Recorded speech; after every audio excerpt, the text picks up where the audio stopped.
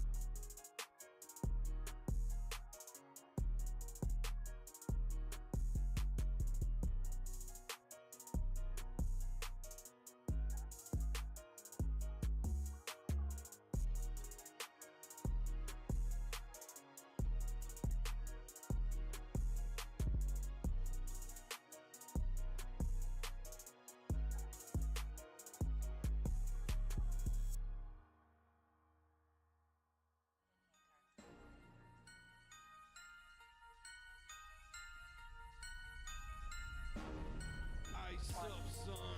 What's up? Ice up, son. What's up? Carolina, keep pounding. Carolina, keep pounding.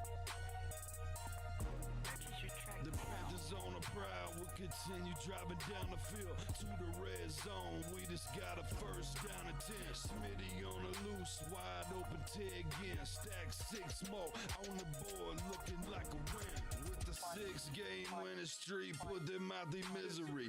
Brady wanna cry when the ref threw the penalty. Panthers got a hot team, Patriots the enemy.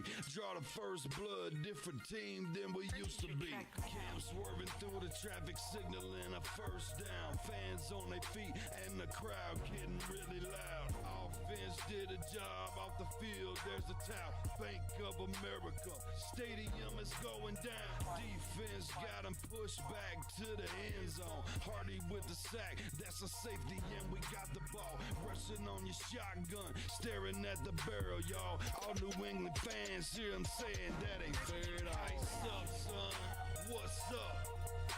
Ice up, son, what's up? Carolina, keep pounding.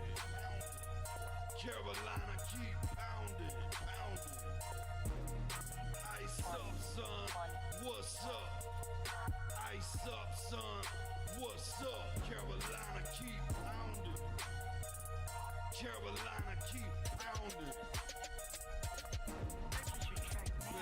Watch the linebacker, he can read you like a book. Run 40 yards just to tackle Luke. Got him shook, Tolbert like a tank. And D'Angelo with the fake. Stiff farm, out of bounds, 25 to game. Stewart back, healthy, 3 lethal running backs. It's suicide, add the wide receivers, it's a route. Secret weapon, make plays, Greg Olsen, make it happen. Keep pounding on these haters, we ain't playing John Madden. Legion of the Hood, hometown go boom. Force and fumbles, Panthers making sure the ball is loose. Jack move, Charles Johnson, yeah, he will come attack you. State of mind, mentally and physically, we pass you. Godfrey in the nickel back, and he making sure we're safe. Panthers on the prowl, we gon' come and elevate the state. Hard fought thriller, only 59 seconds left. Panther fans on the feet, heart beating out the chest. Ice up, son, what's up? Ice up, son, what's up? Carolina keep pounding. Carolina keep pounding. Ice up, son, what's up? Ice up, son, what's up? Carolina keep pounding.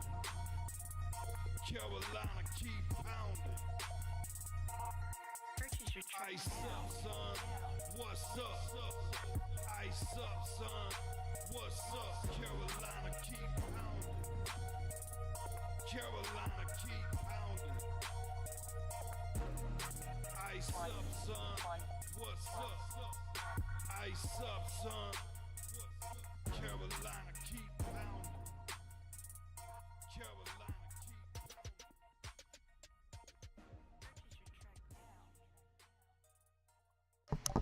What's up, keep pounding crew? Hit that like button, hit that sub button, hit that bell, select all, leave a comment down below if you feel like doing so.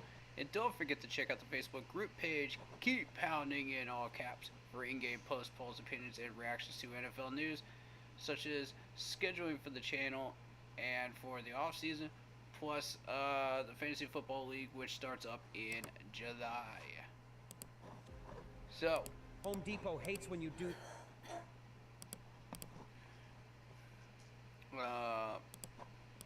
Give me 1 second, ladies and gentlemen.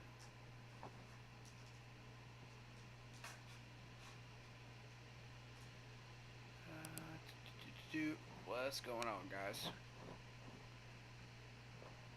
Alright. You'll notice I kind of have a different background today. It's a different situation right now, so just bear with me. Going through a rough month right now, as you'll see once the video comes up on the channel. But we're gonna get through it, okay?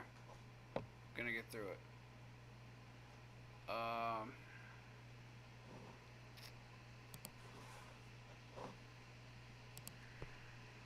1 second.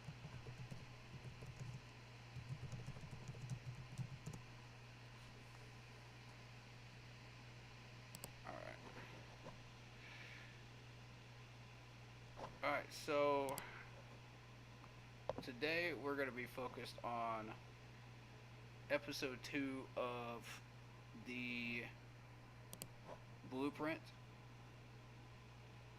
I just caught about a third of it when it came out live about 2 hours ago. I didn't watch the whole thing. I wanted to kind of save the rest of it for the live stream so we could just go back through it and just break it down. But shout out to Lock Poppy. What's going on, man? My moderator in the house right now.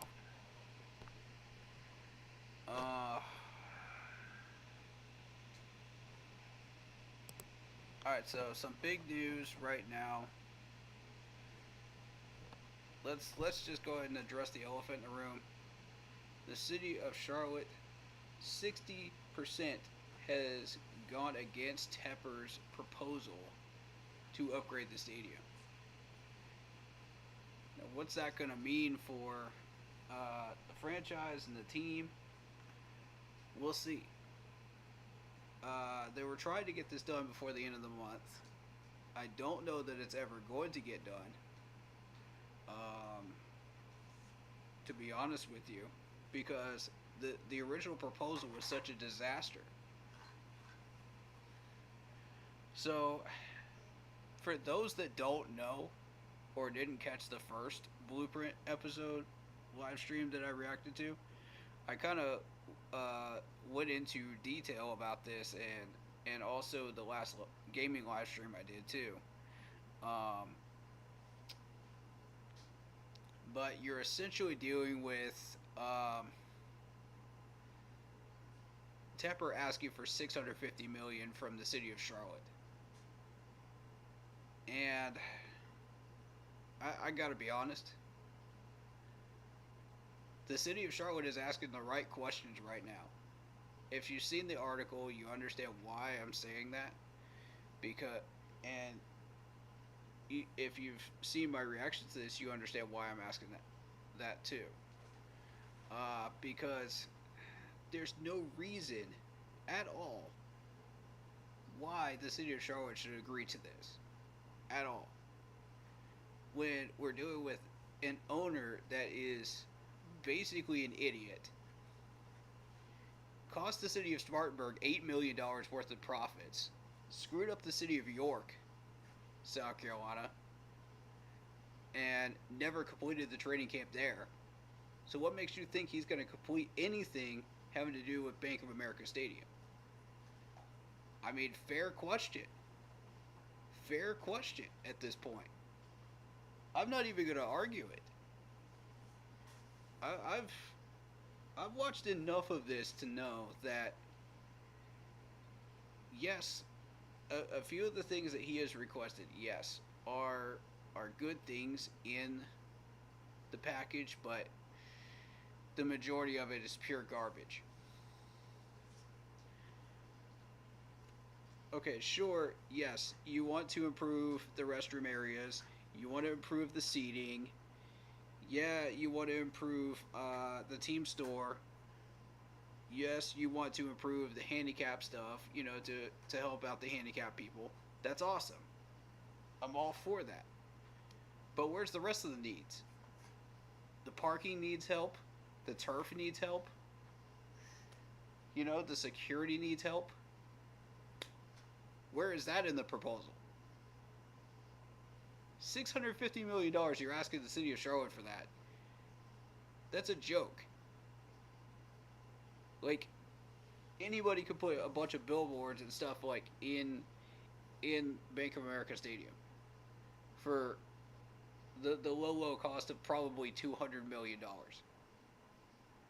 Okay, great. That's an extra. You don't need that. Yeah, absolutely. Parking needs a big help. You're absolutely right, Black Poppy. Um, as the parking in Charlotte is a disaster. I mean, I've found places to park in Charlotte, but honestly, the to suit all of the needs that you need to do with Bank of America Stadium and the city of Charlotte, 250 mil should cover it. That's half of what Tepper is offering out of his own sports industry right now, without even asking for the rest of the 650 million that we're talking about from the city of Charlotte. So for the people that are saying in the city council in Charlotte that they want Tepper to pay for it himself, that's a fair assessment. That's fair. I can't even argue with that one. They're saying all the right things and they're asking all the right questions. And if they have to delay the vote to have a proper debate on this, so be it. But the current proposal is pure garbage. I mean, you're looking at half the stuff you want to get done would get done, and then the rest of it is just extra. So I really don't see a point in continuing to push a dead proposal when 60% of the city council is like, no, No, this is not going to work. You've also got the people in the city council that don't give a rip about football at all. And it's more about money. So, you're dealing with Charlotte taxpayers that don't even want to pay taxes on a stadium that they don't care about. Then you've got the crowd that are Panthers fans that watched our 2-win season that don't want to pay taxes on a 2-win season team. Fair enough. I can't argue with that. There's so many arguments against this proposal that it's absurd. How this even got through to the city council, I don't know. To begin with. And for those that don't understand construction type stuff, okay, let me bring up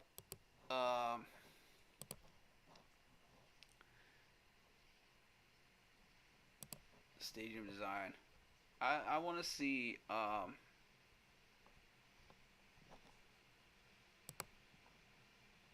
because there's supposed to be a picture of the upper terrace. Let me see if I can get that for you. Yeah. I got you. 1 second, y'all. Hold up.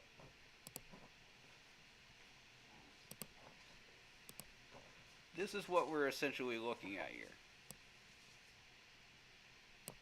And for those of you that don't understand construction and infrastructure, you're essentially looking at like a club area here. For the people that missed this, that didn't see me react to this before, this is a club area.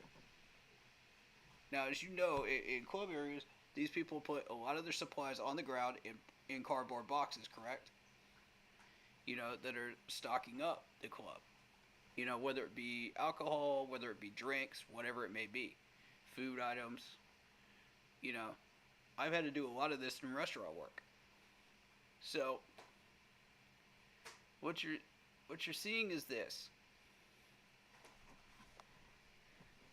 You've got an upper terrace. Yeah, that's cool. But is it needed? The city of Charlotte has been through so much crazy weather in the past 20 years. You name it, rain, sleet, hail, snow, you name it. Any of that would shut down this club area. And you wouldn't even have anything being sold down here. So what is even the point of spending all that money when on a Sunday night when it's rainy and nasty? Plus, you're taking away PSL seats from people that are paying a lot of money for PSL seats. I just want to be very, very clear on this. That is ridiculous. For those that don't know what PSL is, it's permanent seat licensing. So, you got people paying like, what is it? What's the going rate right now? 21 a month? For that? That's, oof. And from what I'm hearing, supposedly this tax would, on the city of Charlotte, if this were to pass, would be $100 more than what they're already paying in city taxes. That's absurd. That's absurd. For this garbage right here? No. No. No. This is unacceptable to me, and I don't even live in Charlotte. And I'm pissed off for you people. If this were to pass, I would be absolutely irate as a Charlotte taxpayer. I'd be marching up to the Charlotte City Council right that day and saying, what the heck is up with this crap? There's just no reason. There's no reason. Okay, sure. You have... Is this just a slideshow or is this going to show? all the pictures of it. Let's talk. Okay, That get- this is a video. Got it. That was uncomfortable. No, don't want it.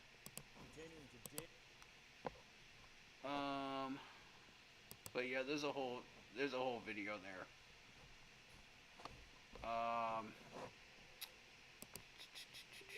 About that specifically.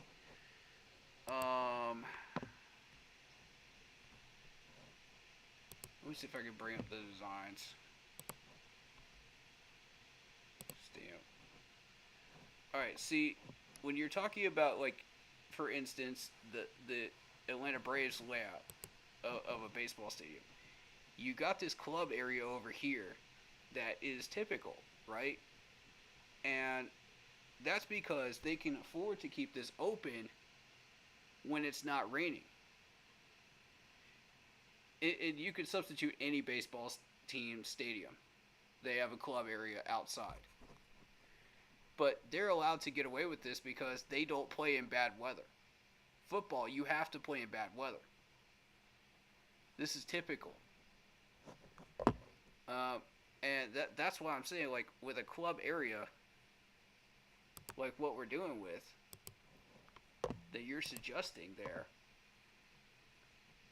that's not going to work.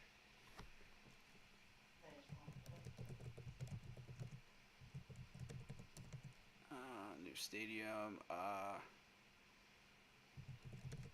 design proposal.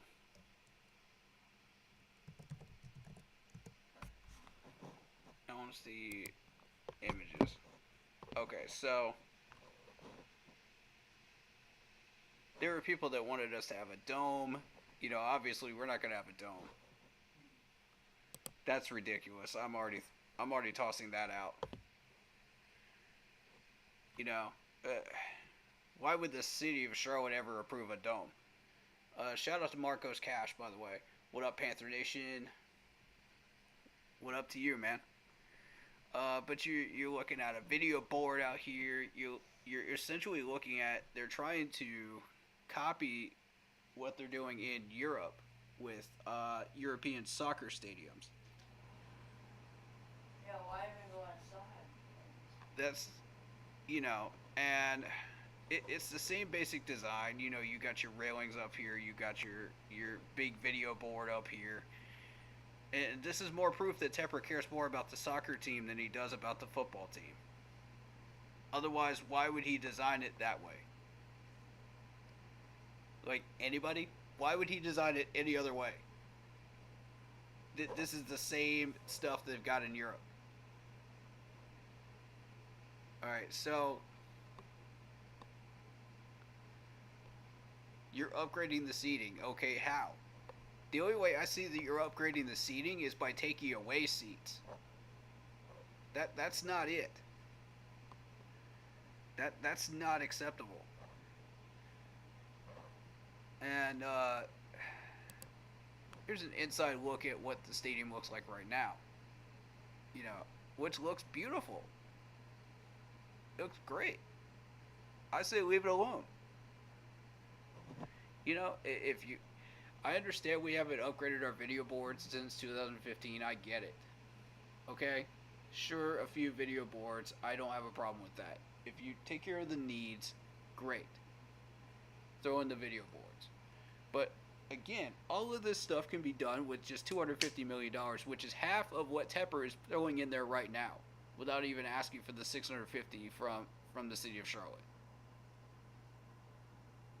It's absurd. And the city of Charlotte has to consider, again, this is a man that has screwed up York County and Spartanburg County in South Carolina. What makes you think he's going to complete this project? Legitimate questions. Legit questions. This is...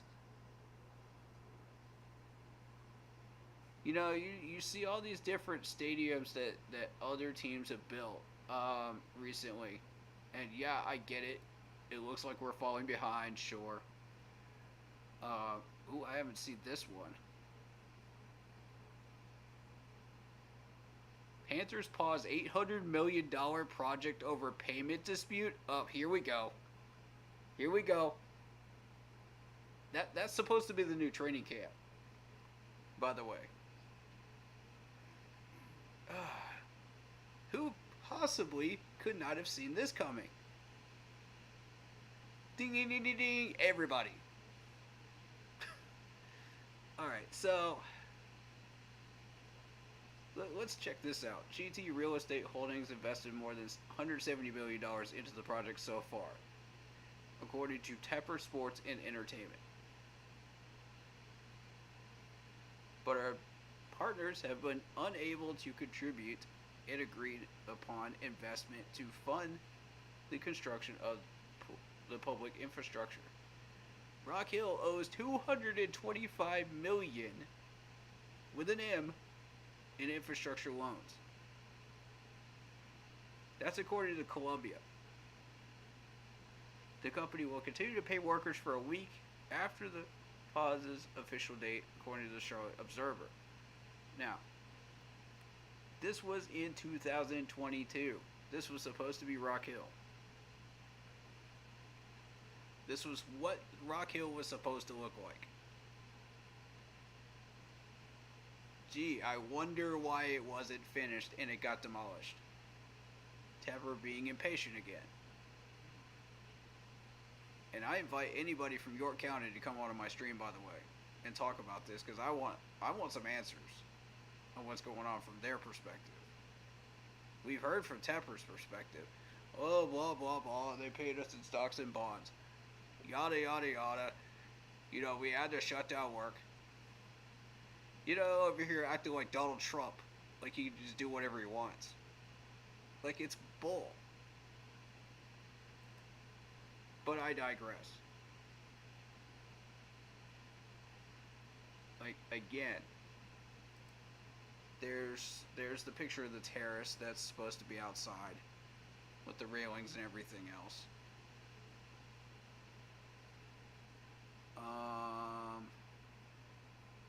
They put the rest of it up.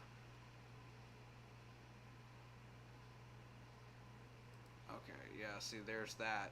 677 million.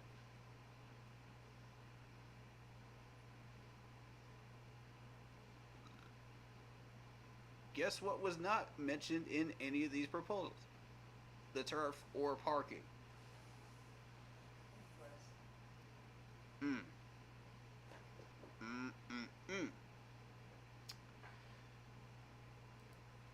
Alright, so here's the team store that they've been working on. For the people that missed that. Okay, cool. You know, bigger team store, whoop-de-doo. And that's supposed to excite us after a 2-win season. How? No one's buying your merch, Mr. Tepper. No one's buying your merch. Find me one person that's buying your merch. Lordy.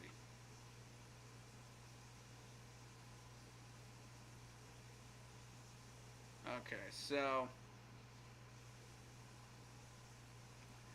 I just had to get the elephant out of the room on this one, man. I really needed to talk about that one because that's, yeah.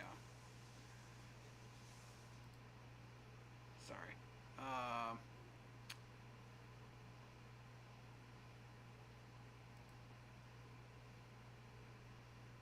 One second. Let me send him.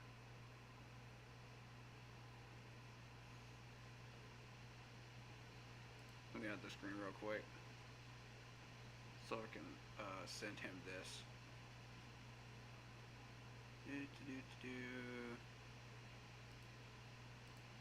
Alright.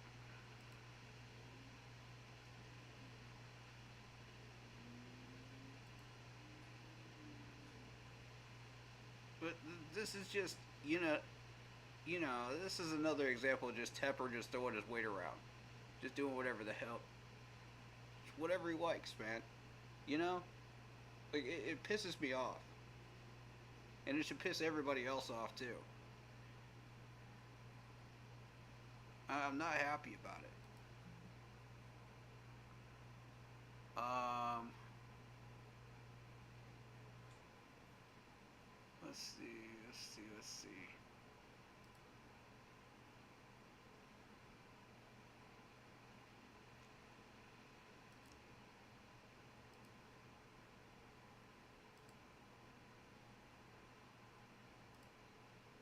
But yeah, I put out a post on the Facebook group page saying,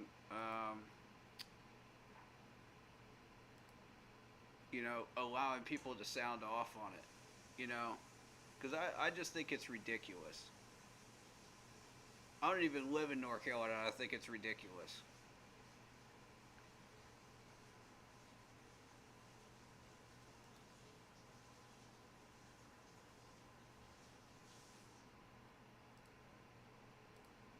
Um, to those of you that saw my videos, thank you for all the support. Um, like I said, it's been a rough month. I'm just kind of taking it day by day. My mental health has kind of taken a dive a little bit this month, and you can understand why. But rest assured, I'm going to keep pounding through it. But, like Poppy says, I wasn't thrilled with how much Tepper was involved in the draft process. I was not thrilled with that either. I agree. I do agree. As I mentioned beforehand, I want him out of the draft room. Period. I don't want him anywhere near the draft room. I don't want him anywhere near our practice fields. Just get the heck away from our team. I don't want him even messing around with us. The dude's a walking, thinking, mess up time bomb for us. And he's impatient too. It really doesn't work having him around there.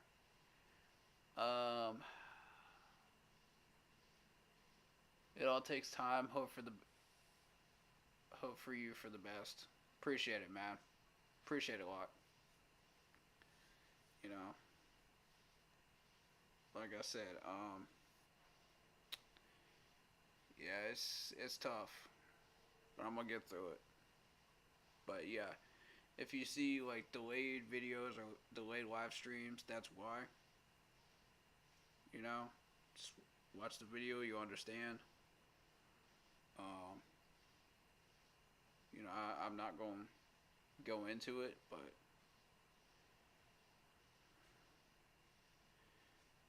and my DMs and PMs are closed off right now because of that reason.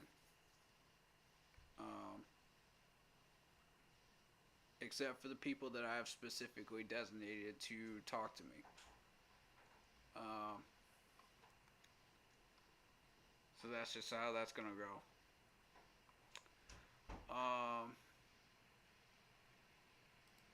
All right, so let's get into this blueprint. I'm gonna wait till David gets up in here. I think he's gonna get up in here. Just make sure.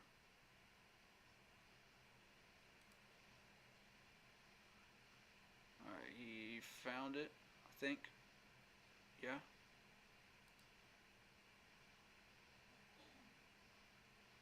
Yeah.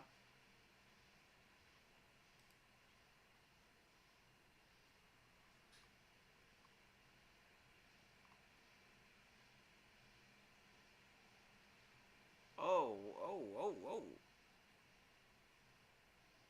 Okay, alright.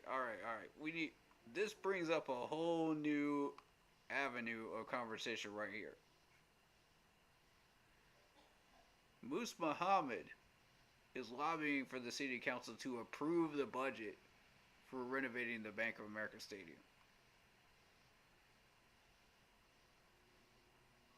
We're talking about Musa Muhammad is rallying for this garbage?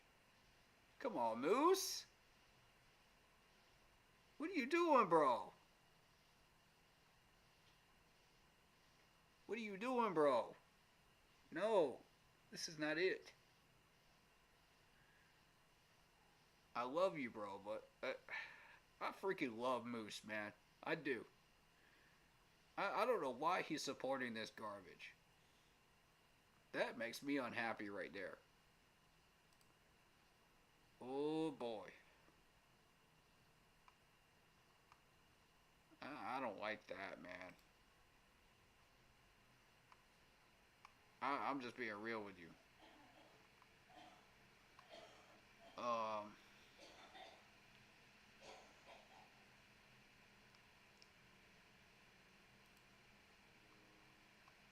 Alright, so let's kind of go over a little bit of channel changes that might happen here soon.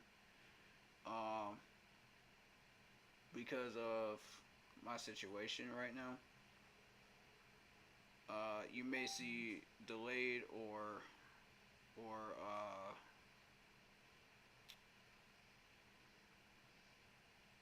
late live streams.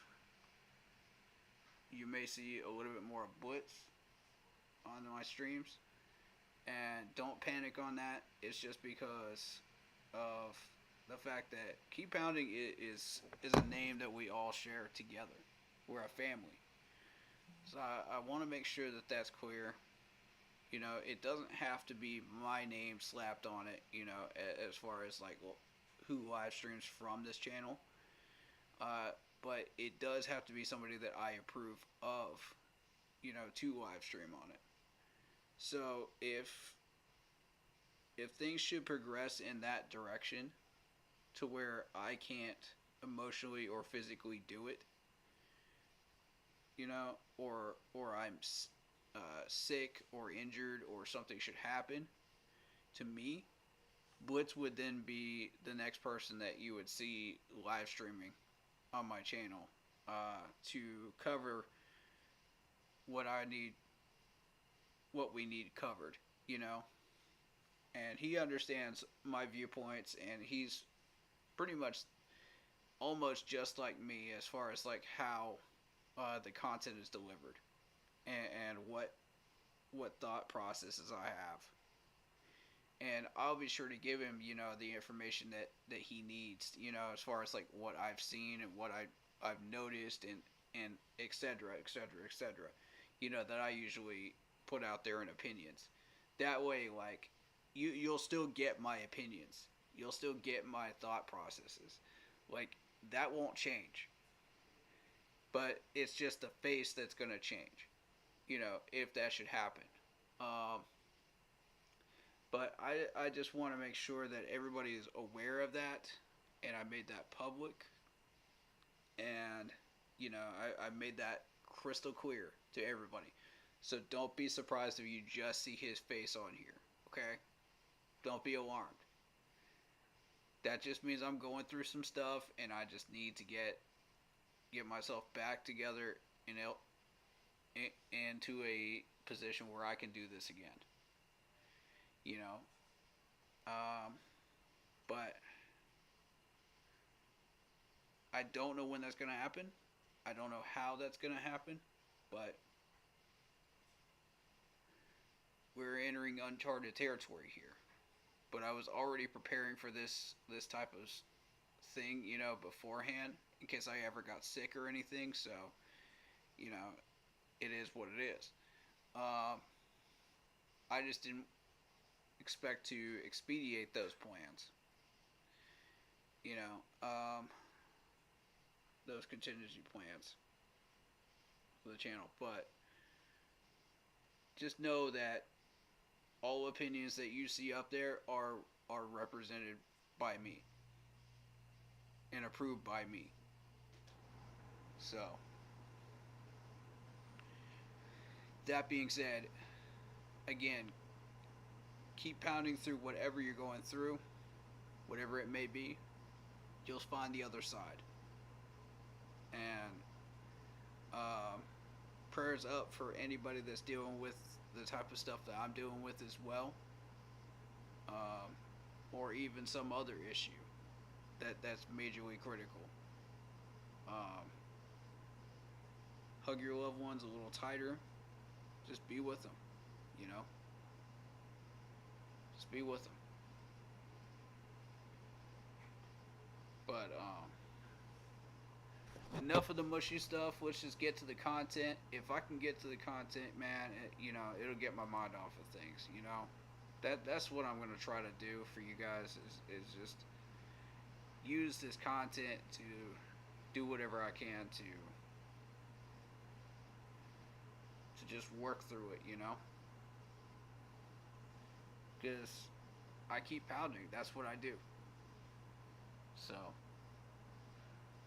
and I appreciate anybody that reaches out to me. I do, but I only want certain people reaching out to me that I've already named. So, just so we got that clear and out of the way.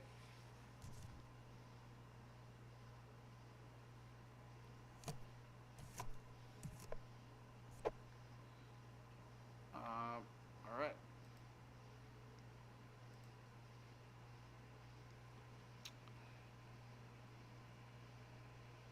So I'm killing a moth. Gotta get rid of him. Anyway, my pappy says, you can always hit my Facebook DMs if you want to talk about something to get stuff off your mind. Yeah, absolutely, man. Absolutely. I love all the support, man. Appreciate it so much. I love all the prayers. If you don't pray, then just be positive vibes, That helps too. Just everything helps.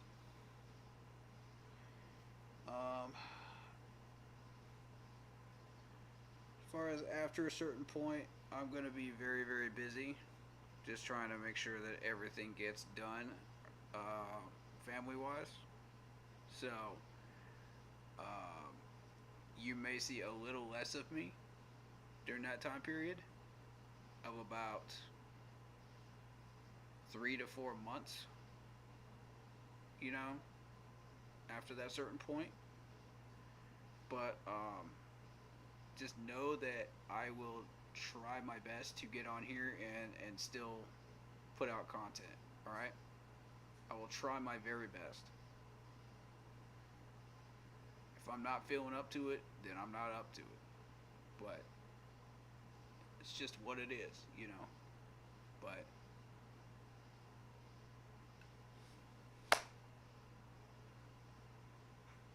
freaking moths. Give me 1 second.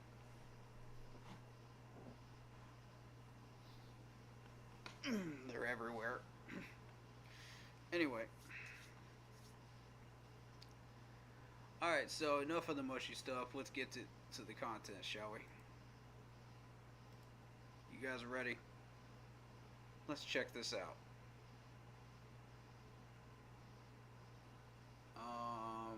Okay, it's not working right now.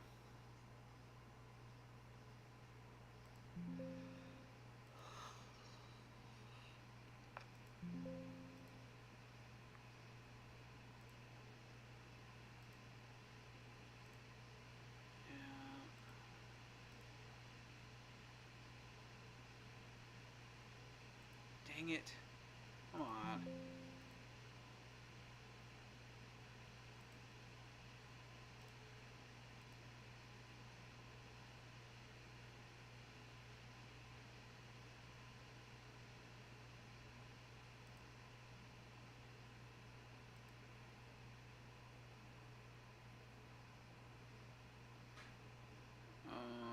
Alright. Let's see if that worked.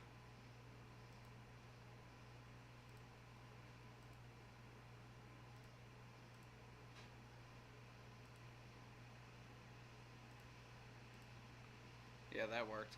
Okay, cool.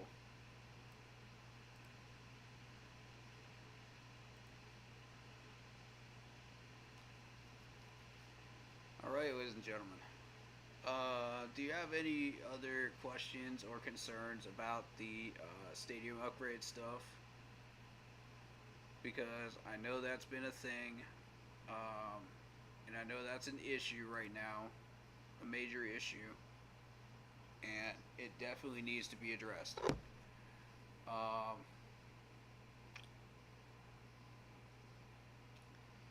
Also in the news today, I got this a few hours ago.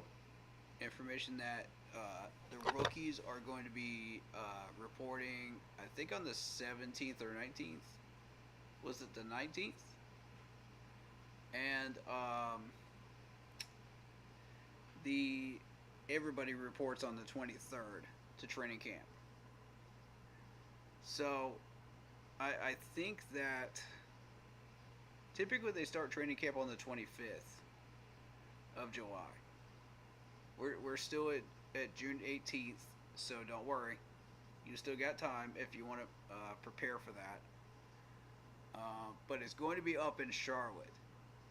So everybody, make sure you know this is up in Charlotte. This is not in Spartanburg anymore.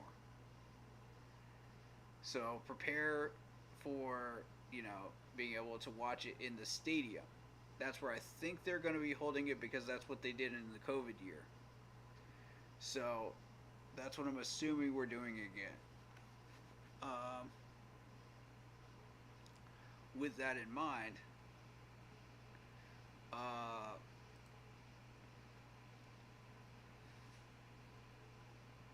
I think I'm going to be. If I do go up there, it's going to be for the two Jets practices for sure. I am definitely planning on that. Uh, that's if I'm able to. If I can't, then I'll send somebody to do it and help me out. That's nearby there. But I want eyes on these guys. Definitely, I want eyes during the two joint practices. Now, as far as the third day that I would be up there, I before the two joint practices, I don't know. We'll see. We'll see what I can handle and what I can't. You know, this is going to be a very, very rough year and a very challenging one, so I don't know what I'm going to be able to do and what I'm not. So, just stand by and wait for my announcements on that because I can only get up there for 2 or 3 days. That's it. And then I've got to rely on everybody else's reports on what we're doing. And everybody's videos on what we're doing.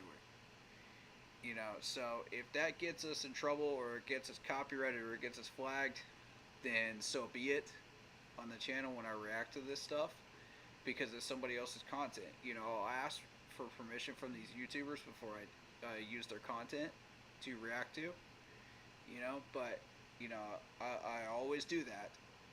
So just be aware if I end up doing that, that's the reason why. But I do want to take a look at what people do throw up there because people ignore the rules on that stuff and they'll still do it anyway. And I can't say I blame you. I'm not encouraging you to do it, but I'm just saying I don't blame you for breaking the rule on that. If you have been. So, personally, I wouldn't. Myself, I prefer to rely on my own content and my own information, based on what I see with my own two eyes, but that's just how I like to do things. I prefer to follow the rules and just make sure I don't make a wave with Panthers franchise or the NFL or any of that nonsense, because it's just not worth it.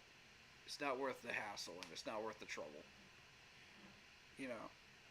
When it comes to YouTube content stuff, YouTube's another matter because of the copyright stuff, So, I kind of take that with a grain of salt because of, mostly the music copyright stuff is a lot of garbage. You know, their algorithm is complete garbage. Even people that are musicians will tell you that. Like I've seen some famous musicians that have gotten screwed out of royalties just because like their stuff got copyrighted. You know, it's stupid. It's stupid. I don't understand it, but it is what it is.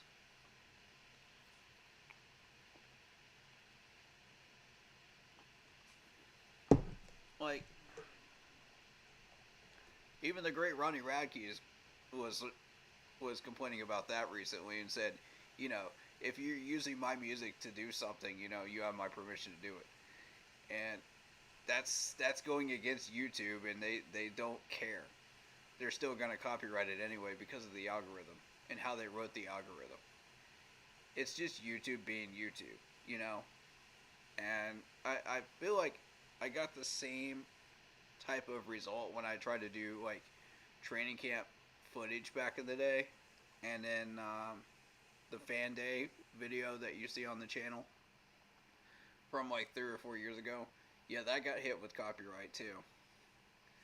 Yeah, I got a lot of copyright hits, and it was just stupid. You know, my whole thing is like, why wouldn't you want your stuff promoted? You know, by a YouTuber that's like analyzing your stuff. Like if you're willing to allow people to do critical analysis on music, then why won't you allow, you know, with credit to the musicians, why won't you allow that with like college football footage, for instance, or NFL footage? You know, it's stupid. It's just my opinion on it. You know, it's the algorithm on YouTube, though. You know, what can you do? So I try to get what I can and use my own two eyes and use my own knowledge, you know, to put stuff out. But it just is what it is. You know, if we get copyright hit for it, we get copyright hit for it. But I'm going to be asking permission from the people that shot the footage before I show it on stream, of course, during training camp. You know, that's just the right thing to do. So, that's just how I've always done it.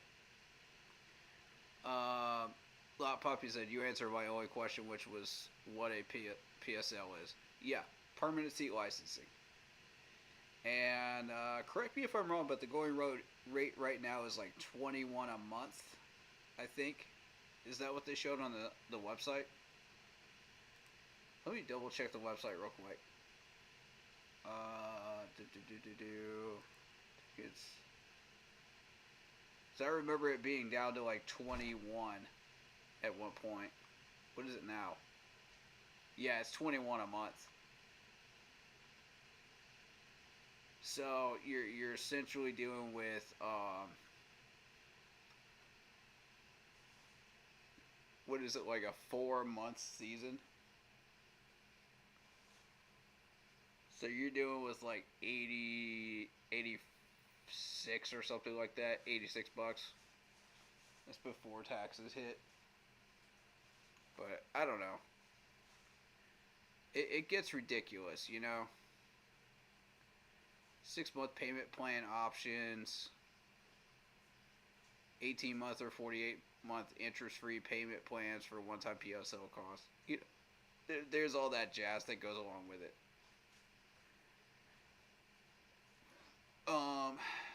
But yeah, they did have a Father's Day sale, starting at $70, which was kind of crazy.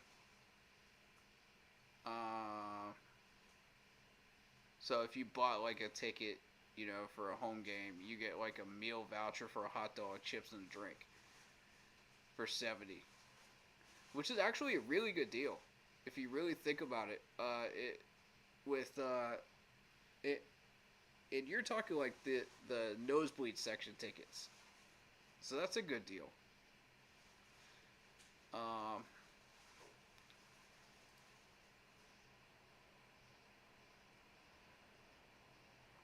I just think it's kind of crazy. But realistically, I don't have anything else unless you guys do. You know, so if you got any questions, Q&A, go ahead. You know, before we start the video and start reacting to it.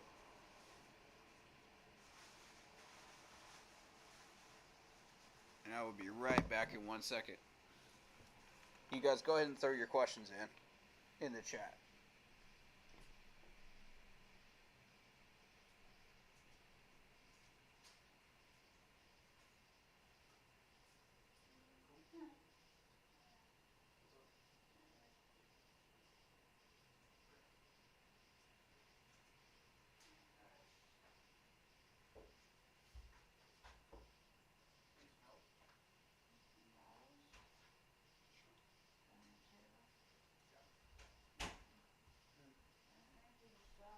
Oh, you're good? You're good?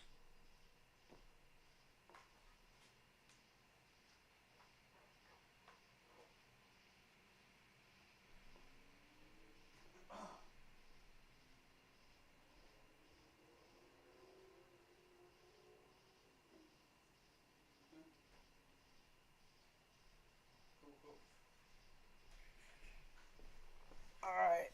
Oh, let's see. So we don't have any new questions. Cool. Let's dive on in.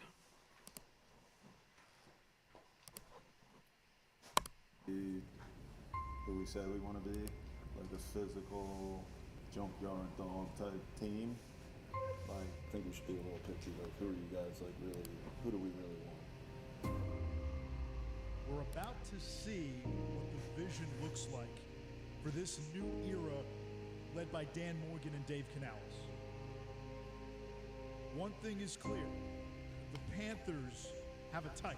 Long story short, whoever we draft has to have some develop them. I mean, you gotta take all that into consideration, I think, and just get tough-ass players that love football. They definitely did that.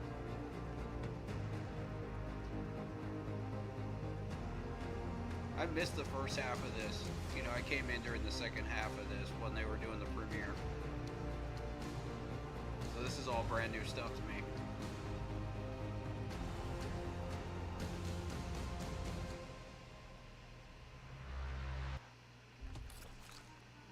Ah, stupid ads.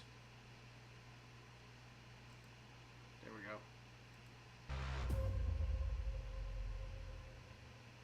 Alright, ladies and gentlemen, episode 2. Let's dive Good to in. have everybody back.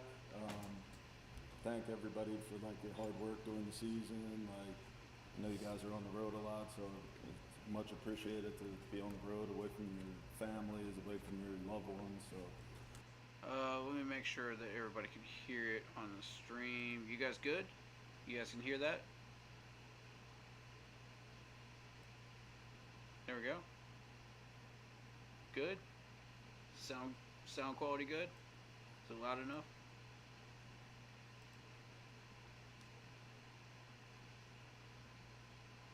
Hey, Locke, check me, man. Is it loud enough, man? appreciate you guys. Just so everybody knows, this is Brant. So he just joined us I know this he year. talks Came a lot. from Kansas City. So he's gonna be working closely with all of us. Try not to mess you up. Yeah. I'm Brant Tillis. I'm the Executive Vice President of Football Operations. You've got a cap wizard in there now, and Brant Tillis, who negotiated Patrick Mahomes' contract out in Kansas City. The guy clearly knows what he's doing. In free agency, I am our lead contract negotiator. I'm on the phone with the agents, trying to get deals done, trying to understand what's happening around us. Obviously, he was really smart. He brings a lot of knowledge to the table. He's somebody that I could lean on a lot, you know, during the trade process. Dan, being a former player and then working his way up through the ranks of an organization, he's got a great vision. He's got a great perspective. He's a valuable piece to our organization, and, you know, I'm lucky to work side by side with him. Working with Dan, working with Coach Canales, making sure that we're executing our plan. It's been awesome. We spend a lot of hours that was my first taste of Brant Tillis behind a camera. So I've never heard him speak before. So that was a very interesting first take of him. Just from the get go, you can tell he's an honest, straight up businessman. He's not gonna pull the wool over your eyes. He's not gonna do any of that nonsense. He's not gonna play games with you. He's just straight up, and he knows what he's doing. He's had a formula, and it's been working in Kansas City, and it's still working today. So, as you can clearly see, we freed up how much money to get all these players? I mean, Brent Tillis is ridiculous, man. This dude is awesome.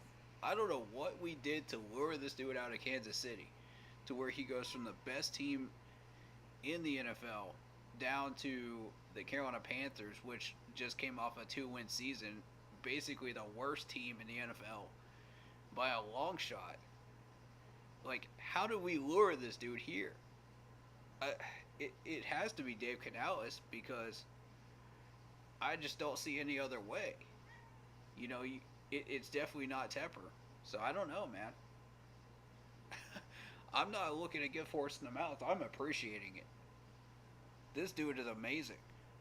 I still want him to mess around with Taylor Moton's contract, please, if you can do it. But beyond that, hey, no complaints here, man. You have done a stellar job this offseason. And I'm looking forward to another one in 24 and 25 coming up, which will complete this team and finish it out. So, yeah. Lock Poppy said, we had to do something a little fishy, but this guy Brand is a genius. Yeah, absolutely. Absolutely. Hours in the draft room. So the meetings are one thing, and they're long. It becomes like a second home. I got hired here, and I spent the next 4 months in here. On top of the meetings, there are the dozens, if not hundreds, of one-off conversations. You know, hours on the road away from our families, studying these free agents, you're studying these draft prospects. It's an extensive process, and it should be. We have two finite resources. We have draft picks and we have cap dollars. And so we need to figure out a way to spend those as efficiently as possible. And that starts with making sure that we are aligned and have a shared vision. First off, like, appreciate all your guys' hard work. Like, I know you guys were doing other things, but just doing all those evals, I know it takes a lot of time, so just appreciate you guys doing that. A lot of hard work gets put into it, but it's all worth it though, right? When you field a team and you get the players that you want to get, and hopefully it translates to the field to a bunch of wins, and we're all happy.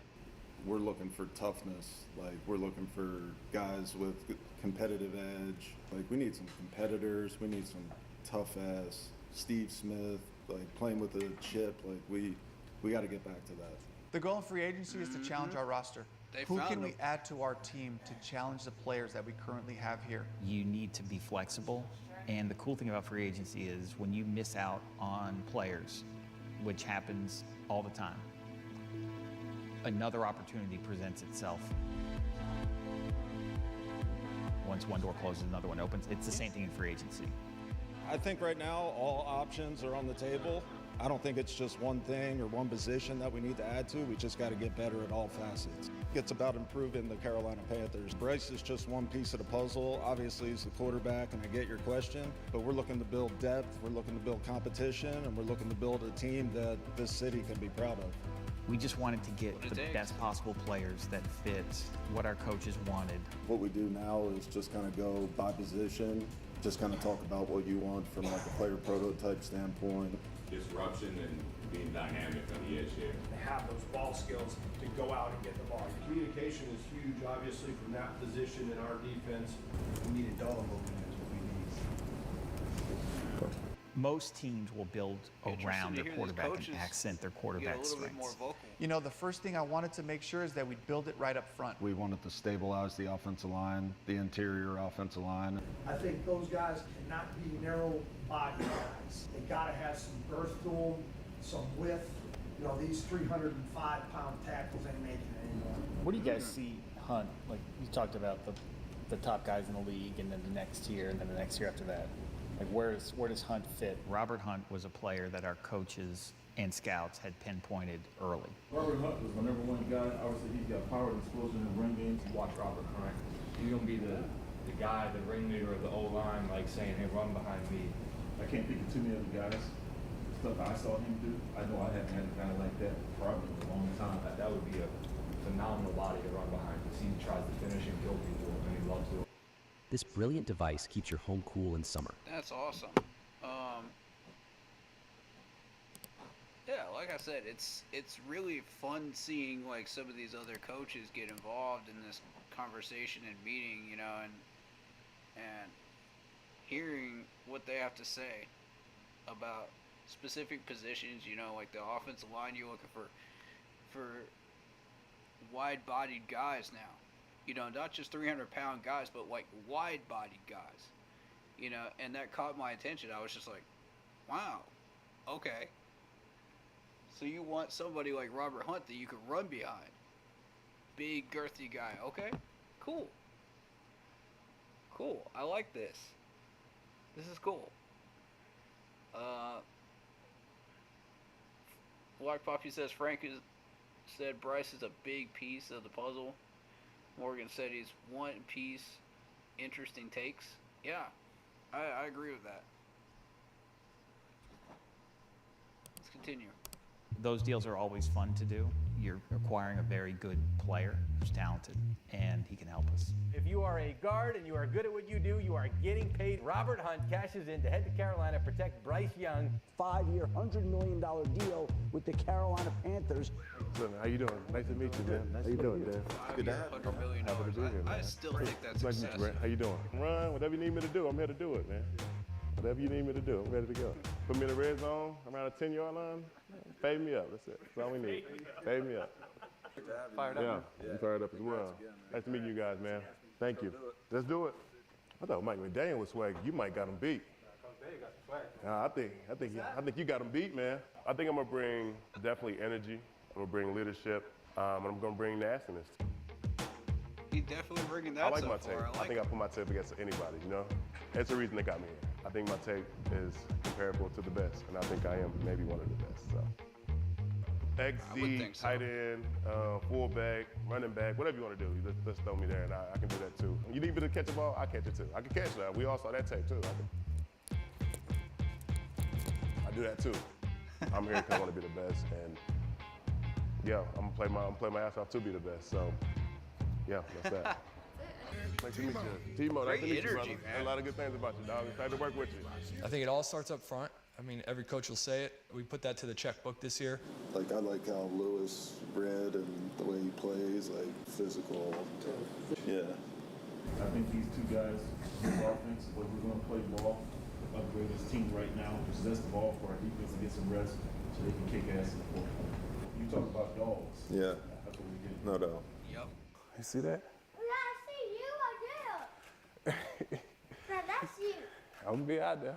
Where the Panthers have been busy adding some much-needed protection for Bryce Young on the offensive line. 2 big deals done in the first offseason for Dan Morgan. By agreeing to deals with guards Robert Hunt and Damian Lewis. Amazing players inside at guard. 2 tough, physical, stout guys on the interior. We felt that's what we needed. They're going all in on this interior offensive line. Very, very good signing for them. It's on. It's on. I'm going to go from nasty and the center, he mean, and I'm going Robert tough. So we're going mean, tough, nasty. Let's get it. I like Damian's tape a lot. Damian, a big, tough, strong, nasty man that can move people, and he plays the game the right way. And to play next to him and get it going, it's going to be fun. You know, it start up front in the trenches. We're here to protect them, and, you know, we're going to do our best, make sure nobody touch them. Good, bro. Good. Straight, bro. Yeah. Good weekend? Yeah, I'm good. Both their energy right now. Huge, crucial for this time. OTAs, intentional with our hands, intentional with our feet. Every single play.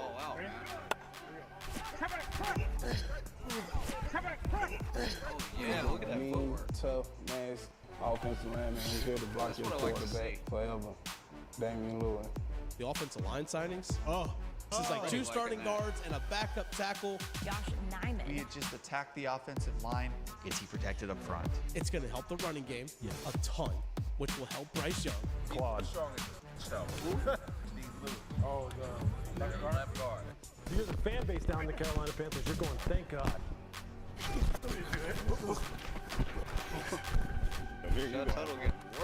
It's interesting how all their signings so far have all been interior guys. They're building from the inside out. Yeah. They want to go full old school. They want to keep pounding. If they want to build like we've seen Panthers teams in the past, okay. Joseph. Yeah.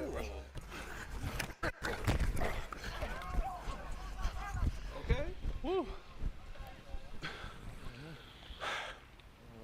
That's a real warm-up. Yeah, that was a warm-up.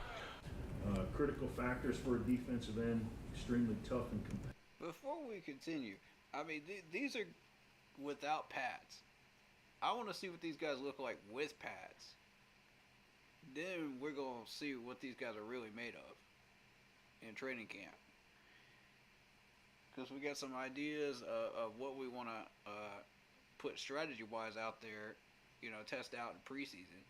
And we're going to do that against the Jets with the joint practices. So I'm really excited to see what they decide to throw out there, for the fan base to see.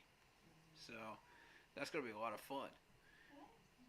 So these guys are really competitive. I love the energy. I love the drive. I love the footwork. I love everything I'm seeing right now. This is exactly what we are hunting for. So Competitive, he can anchor at the point of attack. Has play strength, heavy hands. He's got to be able to have an explosive strike for that. Talking about that. It's pretty obvious right now that we need another starting defensive end. Rashawn Robinson. A definite upgrade, starting in. I think he's hands above everybody else. Yep. It's going to be hard with him, Shy, and Derek for a team to run the football against us. This will be a conviction guy for me. You have Derek on one side, you have him on the other side. Like, where are you going to run?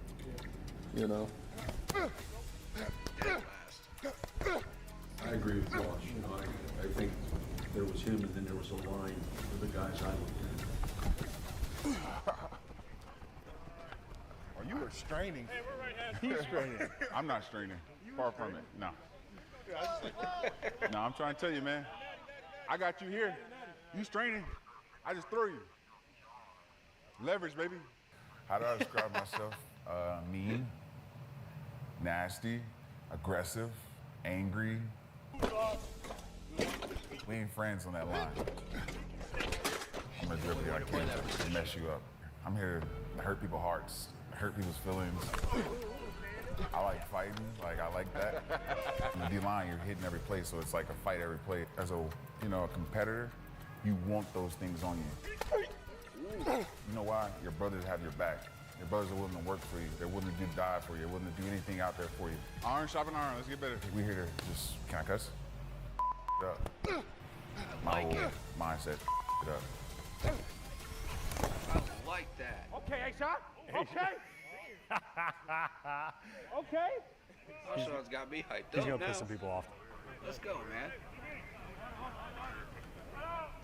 You know why they call him the outlaw? Josie Jewell's the guy I don't know anything about yet. So, let's find out about him. Eshon is going to have a great career year for us. Mark my words, like Poppy says. Okay, we'll see. We'll see. Do you guys know why they call him the outlaw? Nobody knows. Nobody knows. Here you go. Another big deal to add to the Carolina Panthers. They have agreed to terms with former Broncos linebacker Josie Jewell.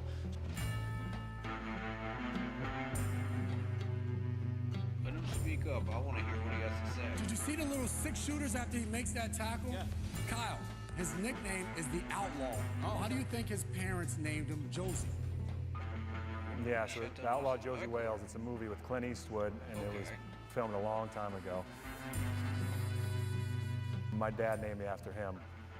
And then ever since, that nickname's kind of taken off in the last 10 years or so with me and playing football and stuff like that, and the guns and all that stuff. So it's been cool. Okay. That's Young Guns. That's his nickname, right? Now that camera really on me today, huh? Looking at me every single, that's terrible. Come on, baby. You're a superstar. Yeah, okay, there we go. That's where we stop it. So Josie Shack next play, big Nick. What has it been like kind of working with him? Josie? Man, Josie's my guy. Are you doing better now? I love Josie, man. Josie's a character. He came in here. If you kind of watch us, it kind of feels like we kind of been playing with each other for a while. Good sort, Shaq. Good short. That was clinic. That's just the trust that we have, you know, and especially I know he knows the defense, so I have nothing to worry about. He might be teaching me some stuff. Hey, look to push, look to push. We pushing. Box. I got box over here. You got Patty? I'm outside leverage. Leo. Flex off Leo. He keeps me accountable. I keep him accountable. We keep the defense accountable, so it's good to have. Hey, LB's on 3. 1, 2, 3. LB. Change the voices. What we need out there. That's what I'm saying. Hey, y'all out there talk bro. Don't make practice boring, bro. If you don't talk in this group, bro, it's fine.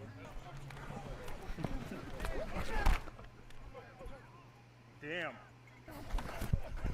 Oh my God! Next time you run through that hole that hard, Mo. Right, take care of your bodies today, guys. Come back tomorrow. Don't pick and choose when to work. When we're out here, it's work. That's just what it is, okay? I love it, though. Love the intensity. Let's take care of each other. Hey, be smart about it. DB. Let's go do the same tomorrow. Yep. Hey, family on 3. 1, 2, 3, family.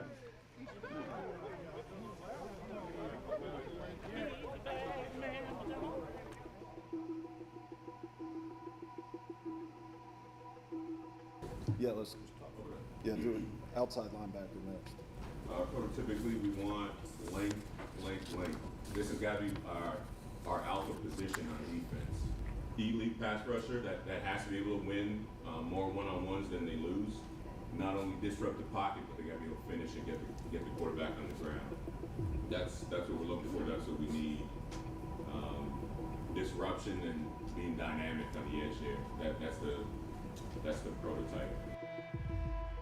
I actually agree with that because that was what was working back in 14 and 15. If you consider what type of defensive ends we had back in Ron Rivera's day, and even back in John Fox's day, these guys were very aggressive and very lengthy guys. They were very athletic, and they didn't give up on plays easily. They just kept going, and that's the type of physicality that we need on this defensive line if we're going to rebuild a team like that 14 and 15 crew. So I like that this coach knows what he's looking for automatically, for this defense. We've had this defensive system in place for about 2 to 3 years now, so he knows exactly what to look for. It's just we haven't made defensive end that much of a priority because we had Brian Burns. We thought we already had that, so it's like, okay, now we're starting from scratch. What do we want to do when we're starting from scratch? What type of guys do we want to develop from the rookie level up? So that's where I feel like we're at right now. And that's what they're looking for. So let's see what they grab. Melt fat like butter with this new powerful military. Stupid commercials. Alright. Give me 1 second, guys. Alright.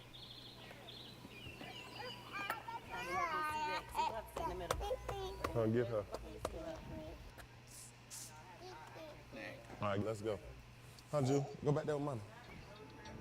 And we finally landed Jadeveon Clowney. Okay, I'm ready. Starting route to Bank of America Stadium. Yeah, we back in the Carolinas, baby. Going to sign today. Been a long time coming. Jadeveon Clowney has in fact landed, and it's back home. The Rock Hill, South Carolina native The former South Carolina Gamecock superstar is back home agreeing to terms with the Carolina Panthers. Just a competitive guy. I think I've been showing that my whole career. I like to compete at a high level and have a good time. Like I said, I like to have fun and compete. Like, I'm gonna make you laugh, but I'll hit you in your mouth also. Expect that from me every day, and them things right there just been carrying me. It got me to year 11, so better get excited. Because we here seeing now, him in a baby. Panthers uniform. For sure excited. He was so stuck in, he was so of a Baltimore Raiders fan, he wanted to go back. But I think this Carolina thing gonna rub off on him because he get to see his parents, his grandparents all the time, every day, every week. And all his cousins, he don't know that yet, but he gonna be here a lot. So I keep telling him, I say, I can't believe I'm going home to play. It's like, we're going somewhere very, very familiar with a lot of people that know us here. So it's gonna be fun. Just gotta make sure you play well in front of the hometown. You got to play well, so. In the quiet town of Rock Hill, South Carolina, South Point High School is home to the top-ranked football player in the nation. His name is Jadeveon Clowney. He's a terror on the defensive line and also the first player in the state history to sit atop the national ranking.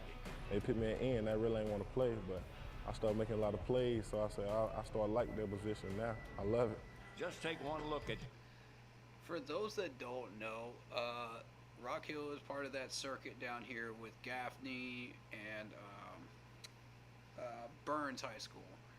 And the crazy thing about that is, you know, the kids and the parents purposely moved into the area of the jurisdiction of Burns High School so that they could play for Burns, you know.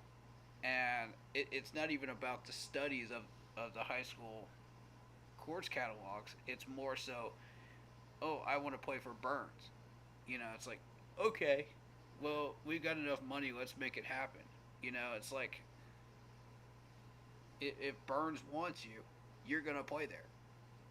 You know, so Rock Hill and a lot of these other high schools around the upstate South Carolina don't get these types of players. You know, Gaffney occasionally will get these types of players. You look at a Malden Hillcrest, we don't get those types of players down here. You know, so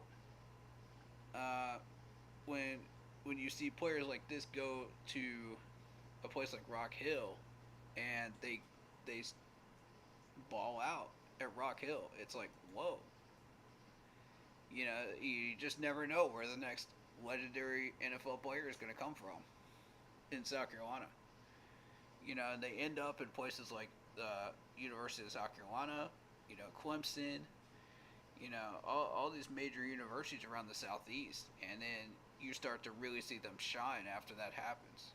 But, you know, they come from places like that, you know, so that's just to kind of give you an idea of what the high school, you know, football perspective is down here. So. Clowney, and you know that he has what it takes to be a star. When I grew up, I was always a Carolina fan. Only two teams played on TV was Carolina and Atlanta. So I grew up watching the Panthers all my life. It's true. Steve Smith, Jake DeLong, Julius Peppers, Mike Minter, Musa Muhammad, that group right there. I grew up watching them guys when I was younger, and then I'm playing for the Panthers, Carolina Panthers. That's funny. So all of that stuff paid off, and now look at me now, 31 years old, doing what I love, playing football, and got my family with me. You really can't ask for nothing more than this. We got him. We got him. How you doing, man? We good? Gotta love that. Jewel Blaze, you ready for this? Come on, got the Clowney. This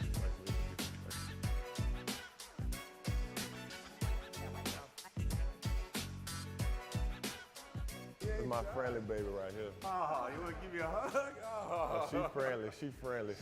You be trying to go hug everybody. You're coming to work with your dad every day. The contract, man. What's up, man? How you doing? Yeah, I'm ready.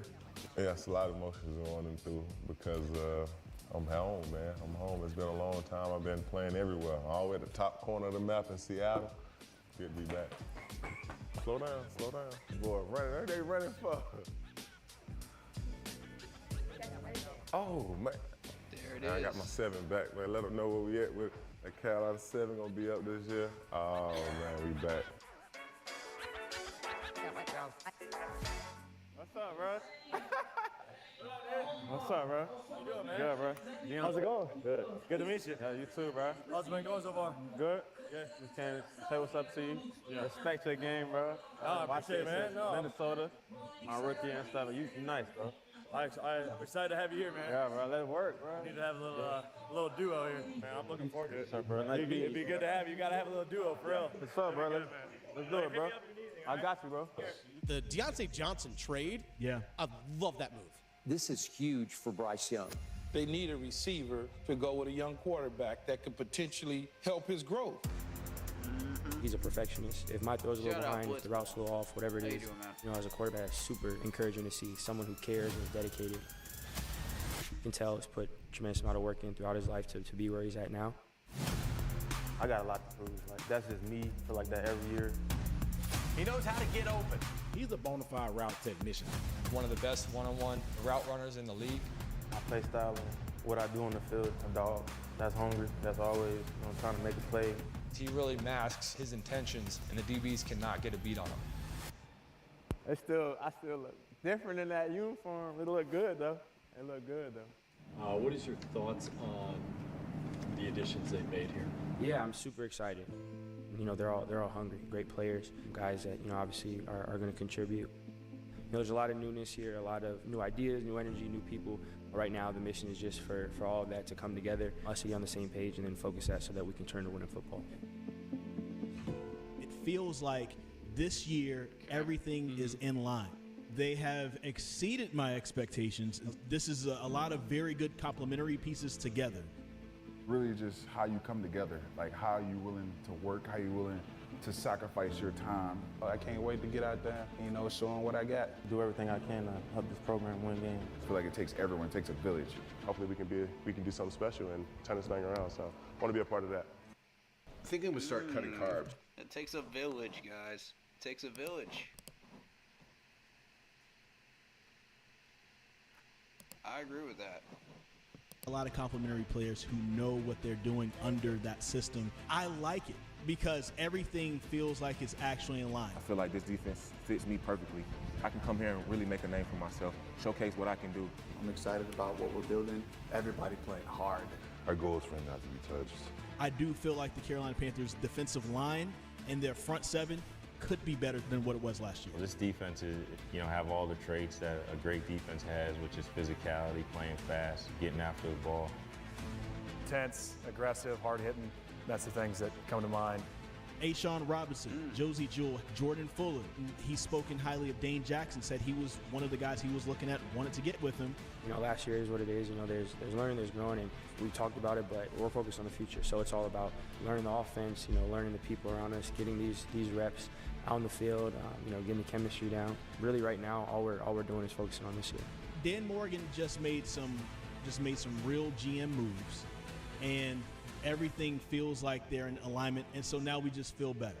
But where he's really going to make his money is what he does in 2 weeks. Big week this week. Yeah. Absolutely Oh, agree. yeah. Super excited. A lot of meetings, a lot of time in the draft room, but it's a ton of fun. Love doing it. In a different seat, more pressure per se, but I don't feel pressure. Like I love what I do. So the work's in, so it's really nothing to feel pressure about. The wait is finally over. It is draft day. Xavier Legette, that's who they think is the dream, falls to them. Dan Morgan's going to have to be a wheeling and dealing businessman that, they make movies about.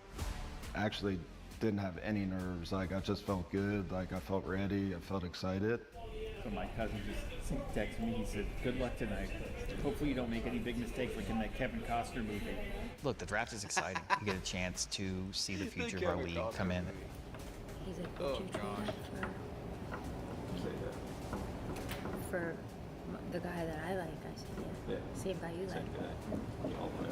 Like such a cool kid, too. This is Christmas. This is an unbelievable atmosphere. At the edge of my seat right now. Anytime that you put a lot of time in and you prepare and you're thorough, you know, it can bring a sense of calm to you.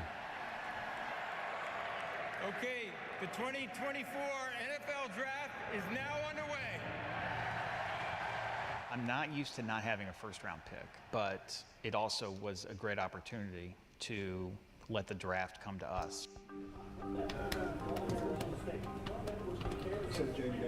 Exactly, because we were in such a great position to just let these players drop to us. And, like, there are so many great options that we could have chosen from. Even if we did stay at 33, like where we were, you know, we'd still get somebody really, really solid. But, you know, I was talking to the group chat, you know, my team, and as it turns out, I think one of the wide receivers, I think it was Worthy, actually got hurt while they were doing OTAs. So did we dodge the bullet here? Did we get the right guy? Just something to think about. Something to think about, ladies and gentlemen. If we hadn't made this move and we went for Worthy instead, and I would be willing to bet Worthy was the second option. As long as it wasn't the other guy from Texas. That's what I was concerned about. If we went for him, we'd be in big trouble. Because that's a wasted pick. But we didn't, and we dodged both bullets, and we came out with the best wide receiver out of the group. So, very, very happy with this. What's up, John? Oh, not much. Good. How you doing? Oh, yeah. Yeah, sitting here just watching all these guys go. We had a plan that we were going to wait and see what the first several picks looked like and just enjoy watching the process unfold. And then when it was time to act, we would act if it was necessary. First of all, they're on the clock, so we should either offer this or not. But I just feel like somebody's gonna. You know, I noticed something. Look to your right on the screen. Look next to this dude's cup. He has like $2 sitting next to his cup. What does that signify? Something I just noticed. Anyway, probably nothing, right? But it's the little things. It's the little things. Maybe it's a message to remind him, you know, stay focused or something else. Or maybe he's going to use that on a drink or a snack or something. Who knows? But it's just something I noticed. You know, some people have routines. Some people have different things. You know, so who knows, man? Who knows? Byron Murphy is now going to the middle of the defensive line in Seattle, and as this pick gets announced, Minnesota just traded up into the Jacksonville Jaguars spot 17th overall, giving up a 3 and a 4 next year. this is where it gets interesting right here. We're coming up to the danger zone. So much of the draft depends on when the quarterbacks go. The draft started with 14 straight offensive players, 14. And a record-breaking 6 quarterbacks in the first 12 picks. Once 6 quarterbacks went in the first, whatever it was, 12 picks, we thought, okay, well, now there's a chance that we may have an opportunity to trade up here.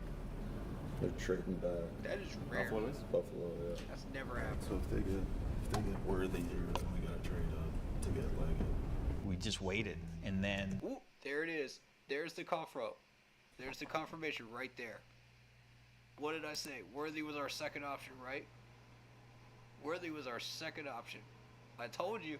14 straight offensive players, 14. And a record-breaking 6 quarterbacks in the first 12 picks. Once 6 quarterbacks went in the first, whatever it was, 12 picks, we thought, okay, well, now there's a chance that we may have an opportunity to trade up here. They're trading back. Buffalo is? Buffalo, yeah. All right, so if they get Worthy here, then we gotta trade up to get Leggett. We just If they trade up to get Worthy, we're getting Leggett. And I'm right again. Let's go. waited, and then we knew that there was going to be a striking point for a trade. I finally found it. I I've had been that searching feeling, for dude. I knew it. I knew it. I watched KC get him, and I was just like, "Yep, that's gotta be it, man. That's gotta be it. It's either Leggett or Worthy being the second option." For him, they may take So, there you go. They were talking about Beanstone, right? I think they were trying to take receiver. How you doing? Brandon You Bean trying on to the trade out? I talked to Brandon before the draft, and he just said if you have any interest in, trading back and trading out of your pick, give me a call. So obviously he gave me a call, and kind of took that opportunity to jump up there to 32 and get our guy. What they want to do? So, 32 and 200 for 33 and fifth round 141. You're giving up 59 spots in the draft to get a fifth year on Leggett. Dan was just super patient. There was daylight, and he went, bang, and he hit the hole just like everyone has seen him do in his career. Ball it in. All right, cool. Let's go. Go, baby. Great trade.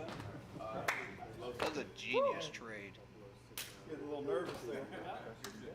For me, with my first experience, really being in the draft room for the whole time, just amazing to see the patience of it and for it to all, come to us like this to get the guy that we love. When you have a lot of buy-in on a guy, especially from the coaches and the scouts, being the GM and being in that seat, it makes you feel really good about the pick. Let's do it.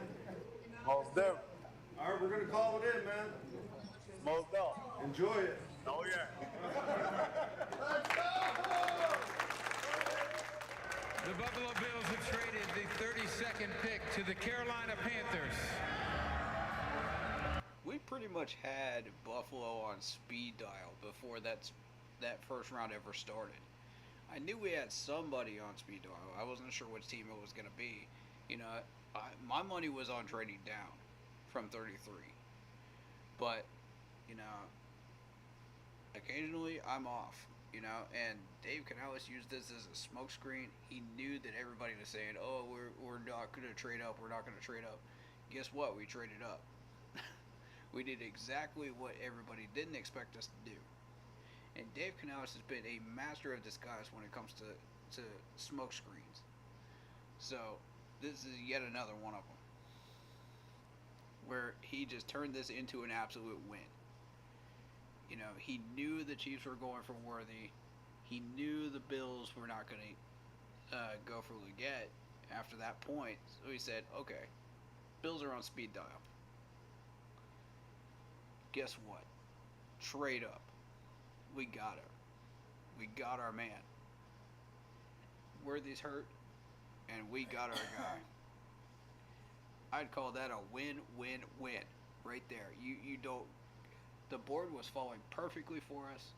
I mean, this is just one of those rare drafts where just everything fell to us and it worked out perfectly. I was getting excited when I was watching that draft board in the first round. I was getting hyped because how many chances do you see 6 quarterbacks go in the first round? How many times? Like that's unreal. The most you see is 3 or 4. So that's been the current trend so far. And typically they're in the top 10. So when that happens, it's just like, whoa. Like, we got a real shot at this. We could really get what we want. And everybody had XL sitting there at 33 for us. In just about every mock draft at 33.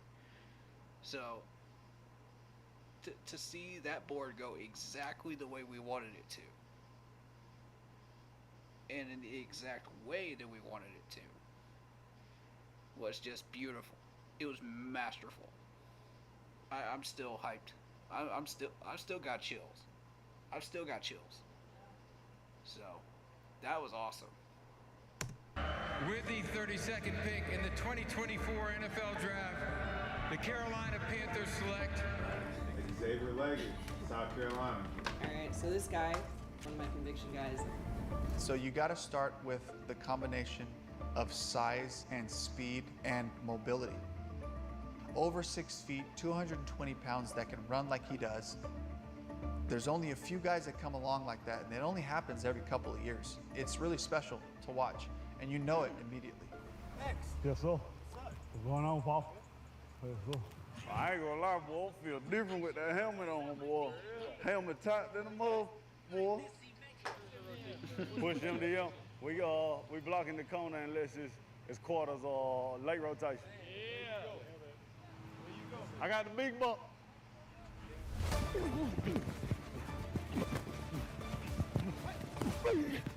Nice footwork. Very nice hands. To watch the way he attacks the ball. He goes up and gets it. This is a guy that plays big to the ball. His boost rate for me is that contested catch, going up, getting the ball, coming down with it. He's a good athlete. He has good play speed. Yes, sir. Yes, sir. He can outmuscle almost any defender. I thought he burst off the line of scrimmage. He's a long strider. He goes up to that speed quickly. When he gets the ball in his hands, he's a threat to score a touchdown at any time. He was our target. We really liked him, and we went and got him. So you woke up a Carolina Panther this morning. Did you have to pinch yourself a little bit? Oh no, man. I woke up ready, man. I got a call right after I got dressed. They was coming to pick me up at 9:30 in the morning. I told them I'm gonna be ready. We can't understand you, bro. For those who don't know, you might be waking up to the news. They moved up from pick 33 to 32 with the Buffalo Bills, so they moved down from 28, and they get their guys. Xavier Leggett, the wide receiver. I'm not gonna lie, I dig it. I'm for it. Your guy was there. You went up there and you got it. I love that guy, but it sounds like he just woke up without his morning coffee. Just.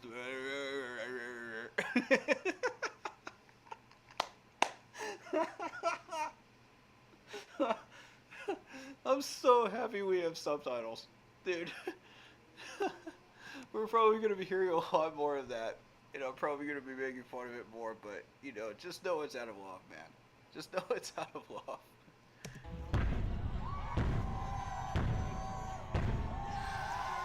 My mindset is relentless. I feel like I play with a relentless effort when I'm out there on the field.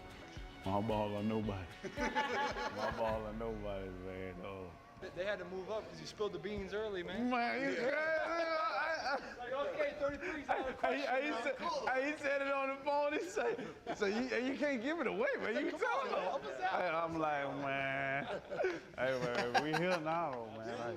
Let's do it. Let's do it.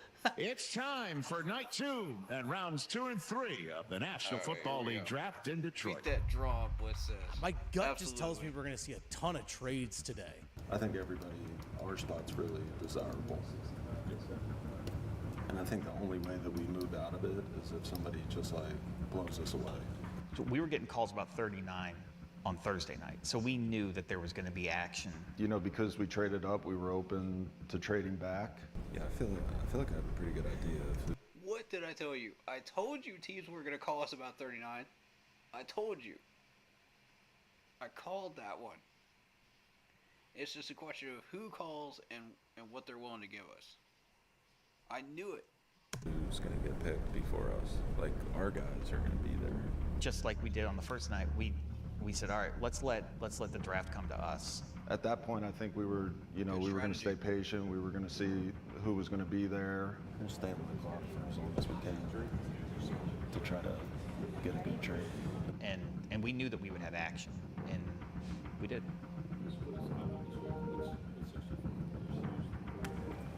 Hello? Hey, Tom, what's up, man?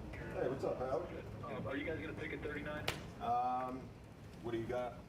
During the draft, I think it takes a lot of patience. There's always, that sense of urgency, whether we need an answer, whether they need an answer. How much time do we have? If you're not patient, You can make some bad decisions and, you know, screw some things up, so. Whoa, hold up. What? The Rams just offered next year's 2 to move back to 52. Next year's 2. Next year's 2 plus this year's 52. Oh, it's pretty good. But when the Rams, when they offered what they offered, you know, it was too good to pass up. We didn't have a 2 the next year in 25, so to get that 2 back, you know, it feels really good going in the next year. Okay, so what? Thanks. True. Whoa. I thought we had a 2 for next year. What happened to the 2 for next year? Did we move that? What happened with that?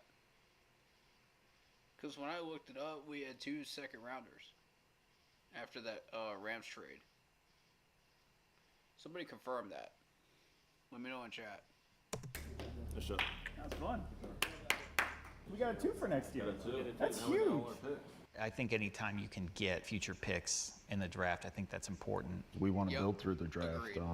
We want to draft and retain our own, and part of that is having picks. Hey, do you know how hard it is for a first-time GM to trade for a future pick? Who's it? Nobody does it. What, like it was hard? Great. It's true.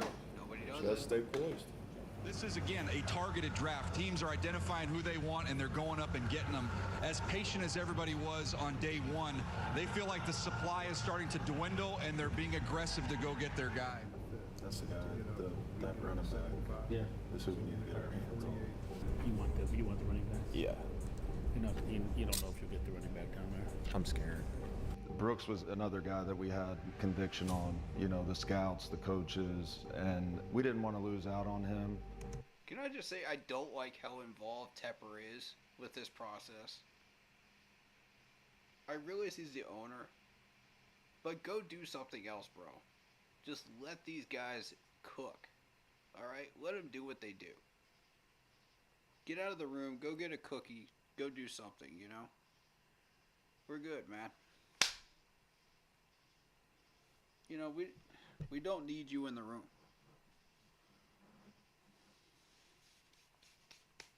You know, you're just getting in the way. Alright, so. We felt like there was always the chance that somebody could trade over us to get him. And I knew that other teams thought that he was the best back in the draft, too. So we said, all right, if we're going to trade back to 52, we're going to have to plan to trade up to get one of the players who we want. And luckily, it was Jonathan. I think we should do our 2 5s and go get him. Because the Giants had Brooks in for a 30 visit. Yep. I think we should do 142 and 155. Okay, great. We'll call it in here. Yep.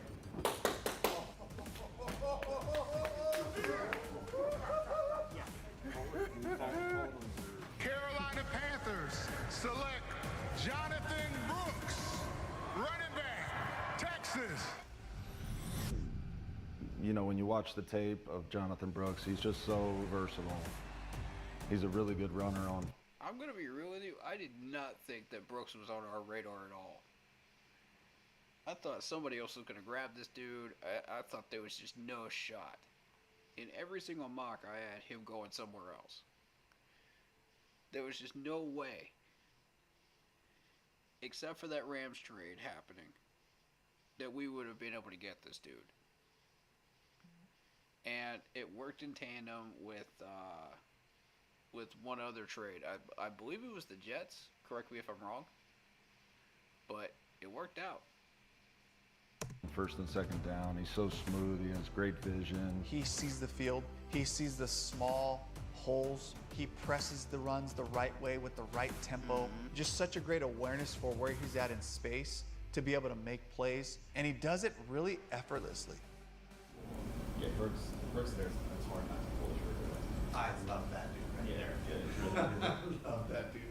Football is the focus for him. His size and speed, good play strength between the tackles, break a lot of tackles, that good vision and instincts for a big guy. To be able to get him for what we want to be offensively. I'm looking for one person per city to join. That was a great pick, but I'm just very, very surprised we were able to get him. You know, I thought there was just no way. And I thought we were messing around too much. We were playing around too much with the draft picks. We were just, it was just like we were playing too many games, man. And I was like, okay, you're having too much fun with this, Dave. Like, land on something, you know what I mean? And he had a plan the whole time. He was going for Brooks. So, what we're looking for. Doing that trade. Dave and Nicole Tepper, obviously, you know, they're in the draft room, you know, they're sitting right next to me, and, you know, to feel their trust in me, they definitely give me support, and I felt like they were proud of me too as well, you know, almost like a son in a way, but Dave definitely pushes us all to be great and to raise our standards. This guy. Yeah. And if you're right, this guy, is he the guy up there that falls down? Maybe. It's good to get that pick back. Yeah. You're going to get your guy. Yeah. The Teppers, they just want to win. And they have full faith in us to accomplish that goal. So, you know, they give us all that we need to execute a plan, and they're just driven to win. Do you like on this board now? I think at that point, there's a bunch of players on the board I think that you still like. I felt like it was an opportunity to trade back in that moment. So just stay patient. We still have other guys on the board. We have action. Who? Jets. They want to give us 134, and we give them 200. If I can get 2 picks. Just get them. Jets would do 157 to move to 72. So you're getting a better third. Hey, we'll do it. All we do is trade. That's what we do.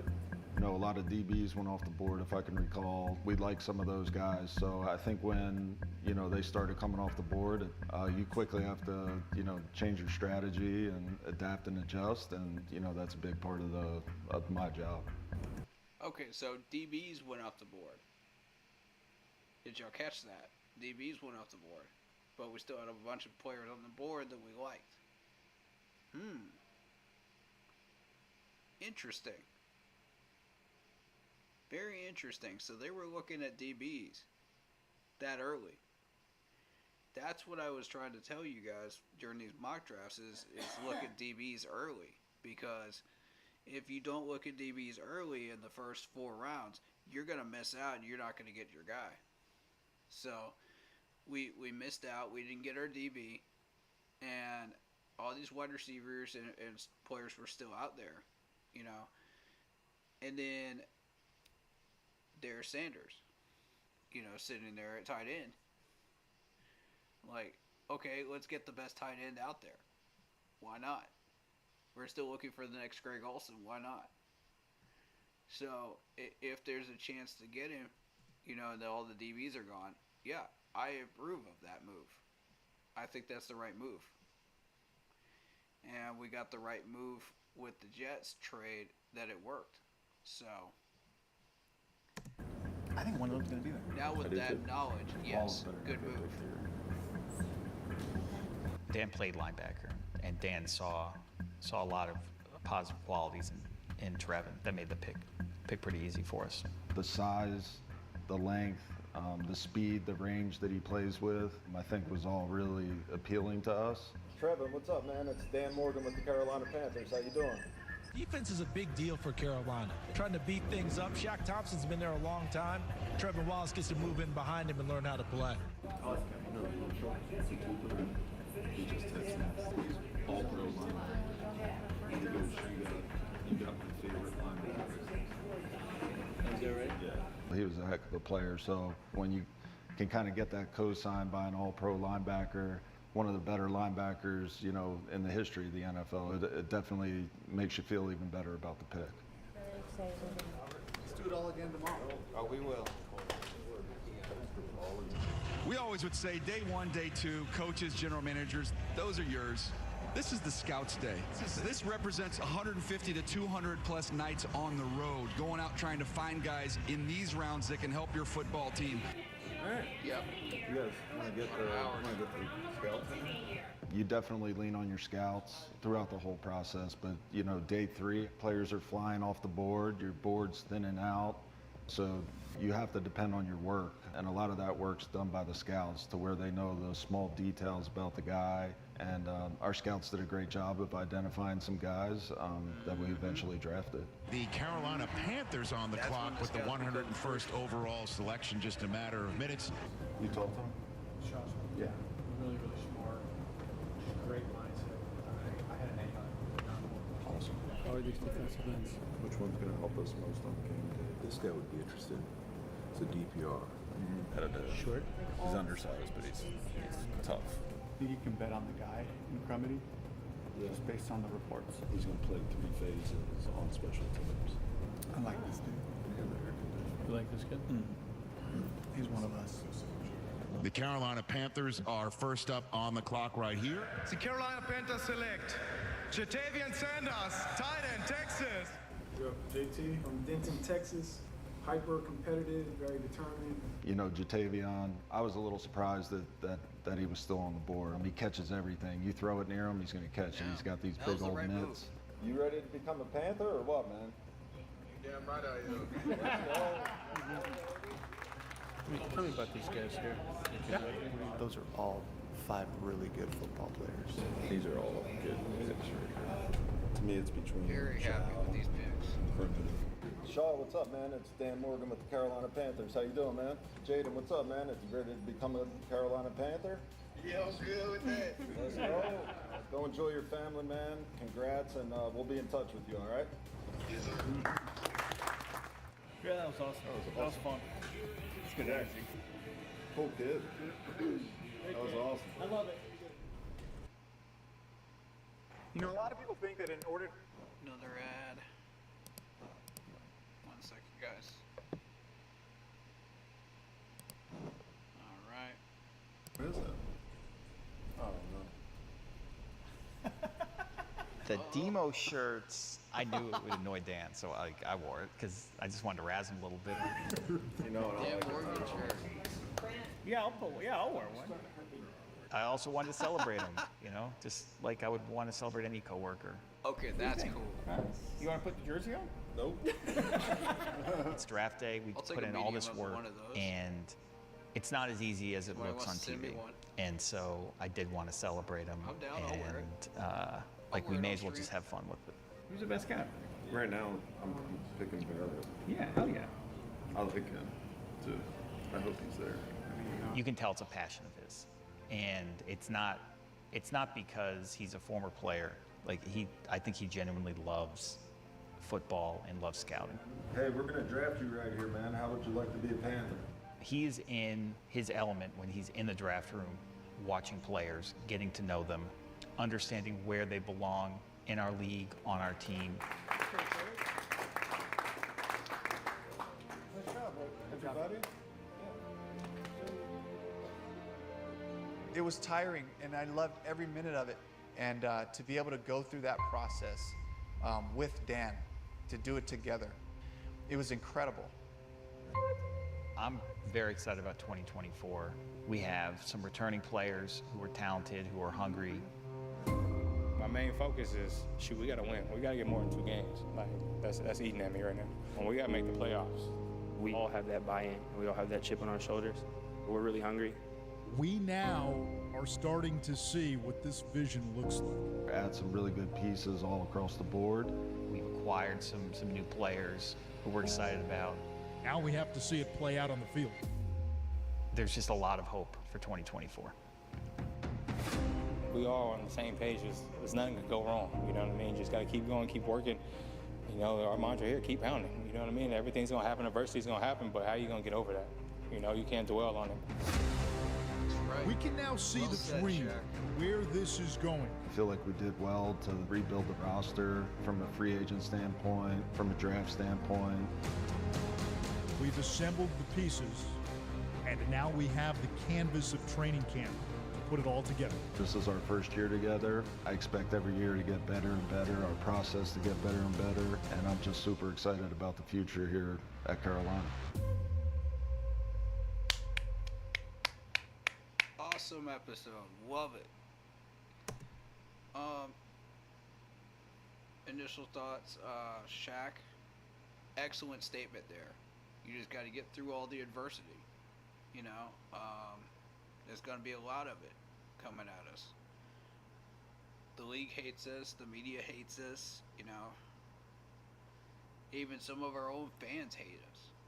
So we just got to get through that adversity and just keep pounding through it. You know, so I love every part of this. We built a fantastic roster. You know, it's 3/4 of the way there. We still need one more offseason to complete this process, and you know, we're gonna get more ballers if we have another offseason just like that one right there. This is gonna be a leviathan of a team. I've been saying it, and I'll continue to say it. This is gonna be a leviathan of a team. We're not gonna have a losing season for a while if we do this correctly, and you know, the process doesn't get interrupted by a certain owner who doesn't really know what he's doing.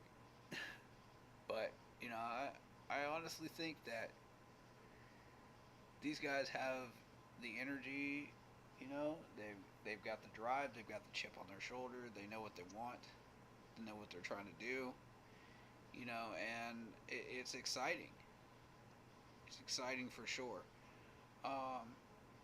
Like I said, 7 to 8 wins, I think, maximizes our potential on this schedule this year, which is not a bad thing. You know, that's definitely a good thing. It shows we're doing everything right. So I'll continue to reiterate that. You know, and they're focused on all the right things. You know, they want the technical stuff. They want the footwork, the hands, the mechanics, everything. You know, to be on point. You know, and I love the sense of just family that I'm feeling here from these players that are coming in. Especially Robert Hunt. I love that. That was my first real look at Robert Hunt. And same with Brant Tillis. I had never seen either one of them speak before, so this is really interesting for me. Getting that introductory feeling from these guys, and just feeling confident that we got good guys, man, good solid guys that are going to take care of business out there for the first time in years. It is such a great feeling, and it's like a breath of fresh air. It really is. It's like water in the Sahara Desert, you know, after the terrible years that we went through. So I'm very, very encouraged by what I'm seeing, and I think we've got a great vision for the future. I think we know what we're doing. And you're looking at a GM and a head coach that know what they're doing. They walked in confidently. Like Dan said, he wasn't even nervous. That's the sign of a GM that knows what he's doing. You know, and Dave Canales, same thing. They did not look like they were breaking a sweat at all when they walked in for day one. Most of these GMs and head coaches are just like, they got the butterflies, they got the nervousness, you know, because they're, you know, that's normal. You expect that. These guys, nah. They knew exactly what they wanted. They knew exactly how to play the board. They knew exactly what to do. And it's just like clockwork for these guys. And now that we've gotten the first year out of the way, it's going to be even better. The second time around, and the third time around, and the fourth time around, and the fifth time around. Because these guys are locked in. They know what they want to do. And it's such a relieving feeling for us as Panther fans, knowing that we are going to have solid off seasons from here on out. You know, it's such a comforting feeling. If Dave Canales gets the job done on the field, you know, then we don't have anything to worry about in the off seasons. Brant Tillis will do his thing. He'll free up contracts. He'll allow us to sign people. You know, Dan Morgan will make trades. He'll get stuff done. He'll draft the right people. You know, we don't have to worry about that. And all we got to worry about is Dave Canales now. If Dave gets the job done, then I see no reason to panic at all. No reason to worry from this point forward. You know, I got to see what he does in training camp, how he handles it, how he handles preseason, you know, on an actual game day. You know, how does he handle an actual season game? You know, before I can confidently say, yeah, I'm 100% all in on Dave Canales, you know. I got to see that stuff. So, yeah, it's going to be approach. It's going to be how well did we study, how well did we put the time and effort in to learn this stuff and do what we needed to do. How well did we execute, you know? So there's a lot of factors that go into a successful season. And I think that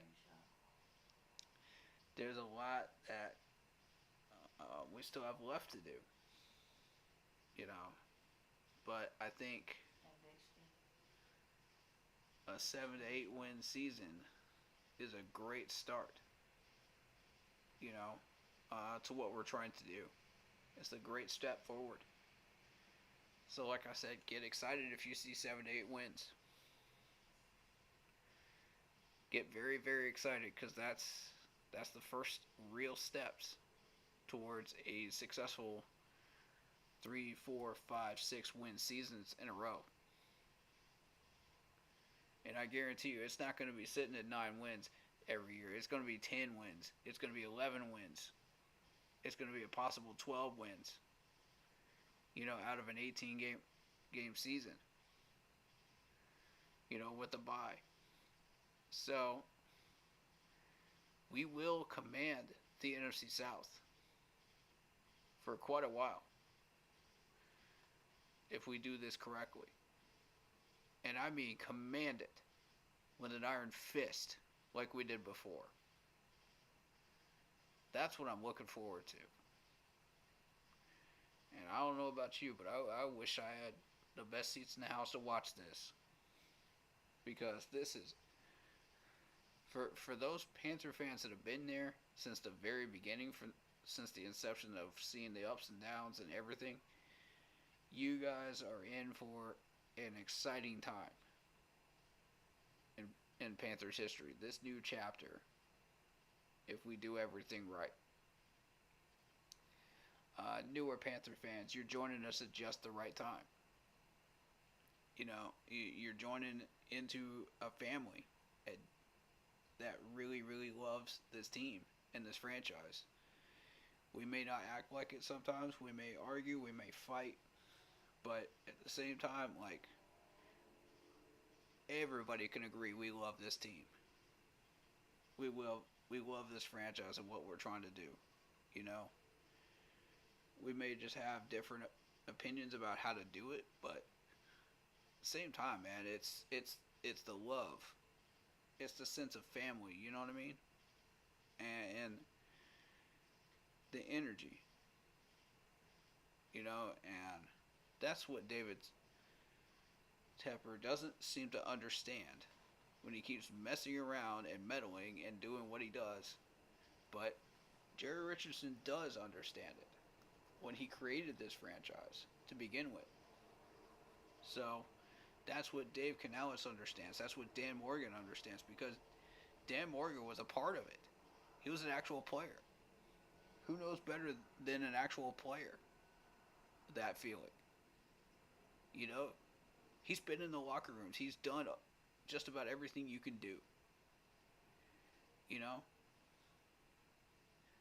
So, I'm excited for you if you're a brand new Panthers fan. Like, jump on in. The water is just fine. And I think that we just got to stay on this path. And that's the tricky part, man. Staying on the path. It is so much harder than getting on the path. You know, if I had a nickel for every time I said that during Panther seasons, I'd be a rich man by now. But, you know, this team really, really does have a vision now. They got a plan. And this blueprint, they can run these blueprints every year. For all I care. But this year, it really feels real. You know what I mean? Every part of it feels real. It's not some fairy tale ending that we're expecting, you know, out of our seasons. It's not some fake idea of, oh, we're going to go 12 wins, we're going to go 13 wins, we're going to never lose a single game. All that nonsense that everybody keeps spouting. Come on, man. No. That's not what this is. This is real. What you're seeing right now is real. It's not a mirage. We really are trying to win. And we are trying to build the correct way. And honestly, we are slightly ahead of the schedule that I thought we would be on. Because I thought, you know, there's no way the draft would line up the way it did. There's no way that free agency would line up the way it did to get what we got. You know, and for everybody out there, even us YouTubers, there's going to be one player out there that you wish you had been able to get, you know. But you just didn't get him. And it is what it is, you know. You feel disappointed, but, you know, 90% of what you got, you're happy with, man. You know? You're very, very satisfied with, and that's enough. That's more than enough to carry us into the next offseason and say, okay, look what we're doing right now. How do you keep that train moving from what you started with? That's the beautiful thing, man. If we're able to keep that train moving and do exactly what we just did in this offseason, in the 25 offseason, I'm telling you, this team will look like the 2015 team, but just in different costumes, man. Different numbers, different names, but it will look like it by the end of this.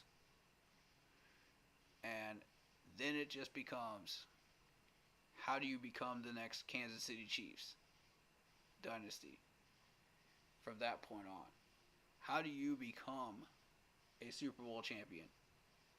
Not once, not twice, but 3 times, you know, like they were able to do. And I think it takes all of the elements that they just spoke to you about. You know, it takes a great team, it takes discipline, it takes patience, it takes depth, it takes a chip on your shoulder. It takes guts. And it takes guys willing to put in the sweat and the time and the effort to challenge themselves, not just each other, but themselves, to be better each and every day. So I think with all of these elements put together that we've got right now, that's a formula for winning. That's definitely a formula for winning. We're on the path that we want to be on, and I love all the different aspects of this. I liked how we approached this draft. I thought we were aggressive. We were very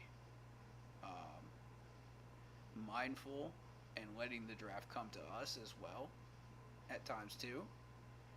Like, we knew when to push and we knew when not to push.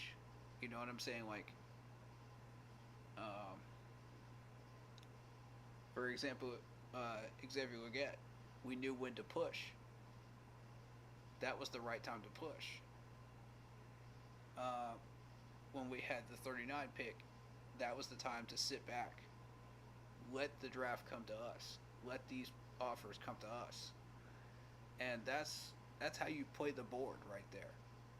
These guys know how to play the board. You know, and that's one of the things. People are going to hate me for saying this because of the fact that some of these people are not fans of Scott Fitterer. Like him or hate him, this man knew how to play the board. He knew how to play the game. Better than any other GM I've ever seen. And that includes Gettleman back in the day. I thought he was the best at it. No. Scott Fitterer even proved me wrong on that one. And that's saying something. He knew how to get the players that he wanted.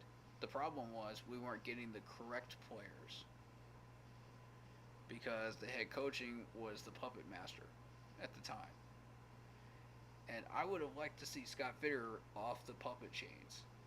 I would have liked to see what he could possibly do without those puppet strings on him. Let him run a full draft by himself, you know, with his scouting team. Uninterrupted, untamed, just let him do his thing. And I think that you would see a very, very different draft with Dave Canales and Gettleman put together. You would see what you were seeing this year. Dan Morgan learned from the best. He learned from Scott. He learned how to play the board. He learned when to be aggressive. He knew when to stay put. He knew exactly when to be patient.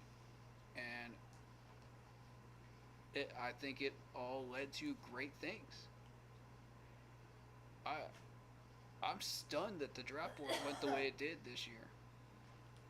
Like, that was kind of crazy, man. That was kind of crazy. I don't think we're going to get that lucky again. But by any chance, if we somehow do,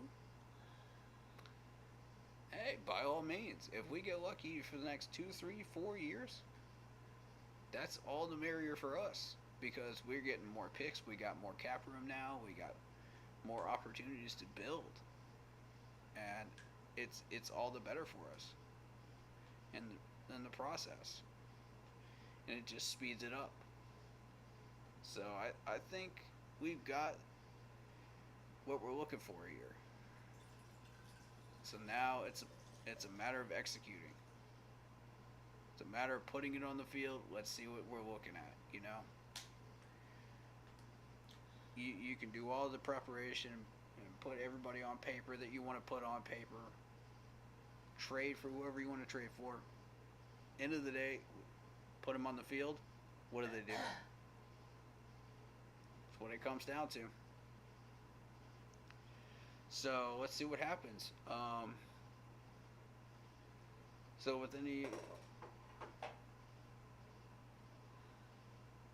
with all that said, do we have any questions in the chat before we wrap this up? You guys got any questions? Any players you want to talk about? Anything? Throw it in chat. I'll give you guys 2 minutes. And go.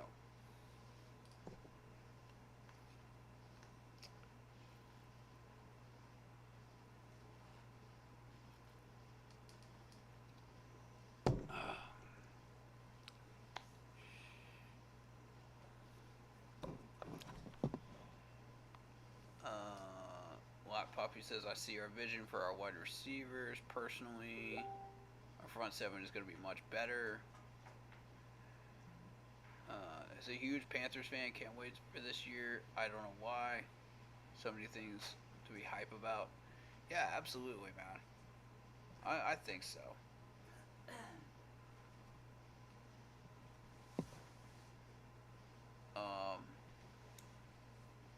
Yeah, I see this year as being very, very successful for us.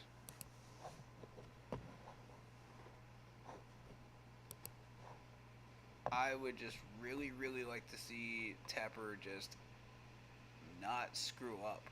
Just one time. Just don't screw up. Like, if you're going to mess up something, don't mess up Boa Stadium, man. Just don't do it. For God's sakes, don't do it. That's a landmark of Charlotte, man. That's the crown jewel of Charlotte. Like, he's got to medal somewhere. He can't medal in the draft room, so he's got to do something to screw us up. You know, it's so stupid. But anyway, it's just, I think this is going to be a fun season. I think it is. Despite the schedule being what it is, I think there's a lot to be excited about. So,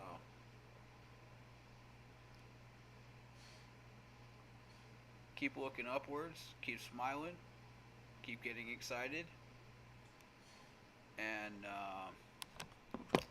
bright future ahead of us, guys. Very bright future.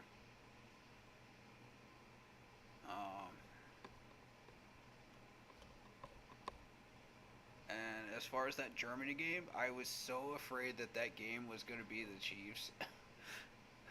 You know, I was so afraid of that. But we got lucky. We got the Giants for that game. So, yeah, Panthers fans, if you're in Germany, come out for that game, please. I'm fully encouraging you. Come out for that game. You will see a win. I'm saying it now. You will see a win. You will also see Brian Burns coming at us full force, but you will see a win. So get hyped.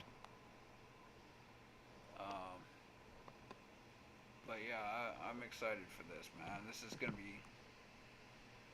be a lot of fun. But I am warning you, if we miss the playoffs, don't be surprised.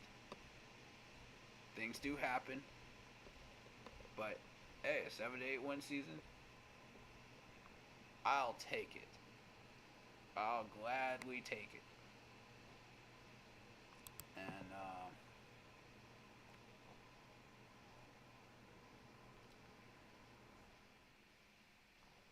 that being said, yeah. Is there any other topics you guys would like to bring up? I don't see anything in chat, so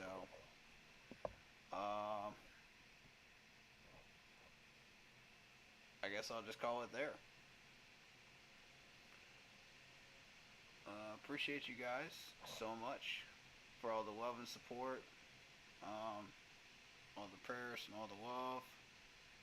You know, we're gonna keep pounding. We're gonna keep pounding through it. It's what we do.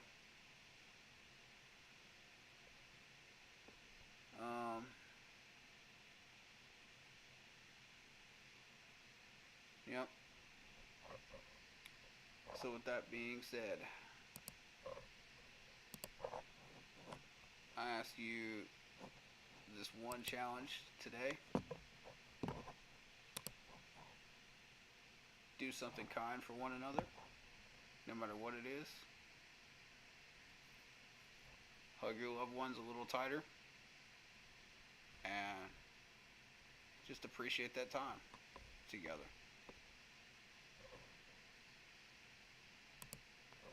But you know, Panthers are back at it, man.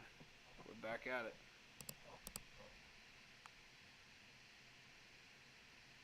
We're back at it.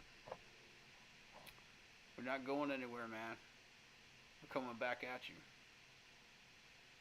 I guarantee you, 2015 is going to look a lot like 2024 and 25 real soon. Stay happy, healthy, and well, guys. And keep pounding.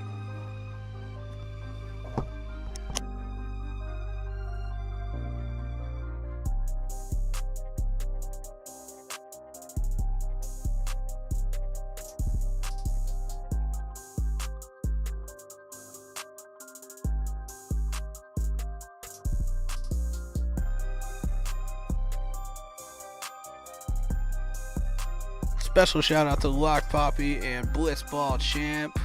Marcos Cash in the chat. Raise up those fists. Keep pounding for these gentlemen.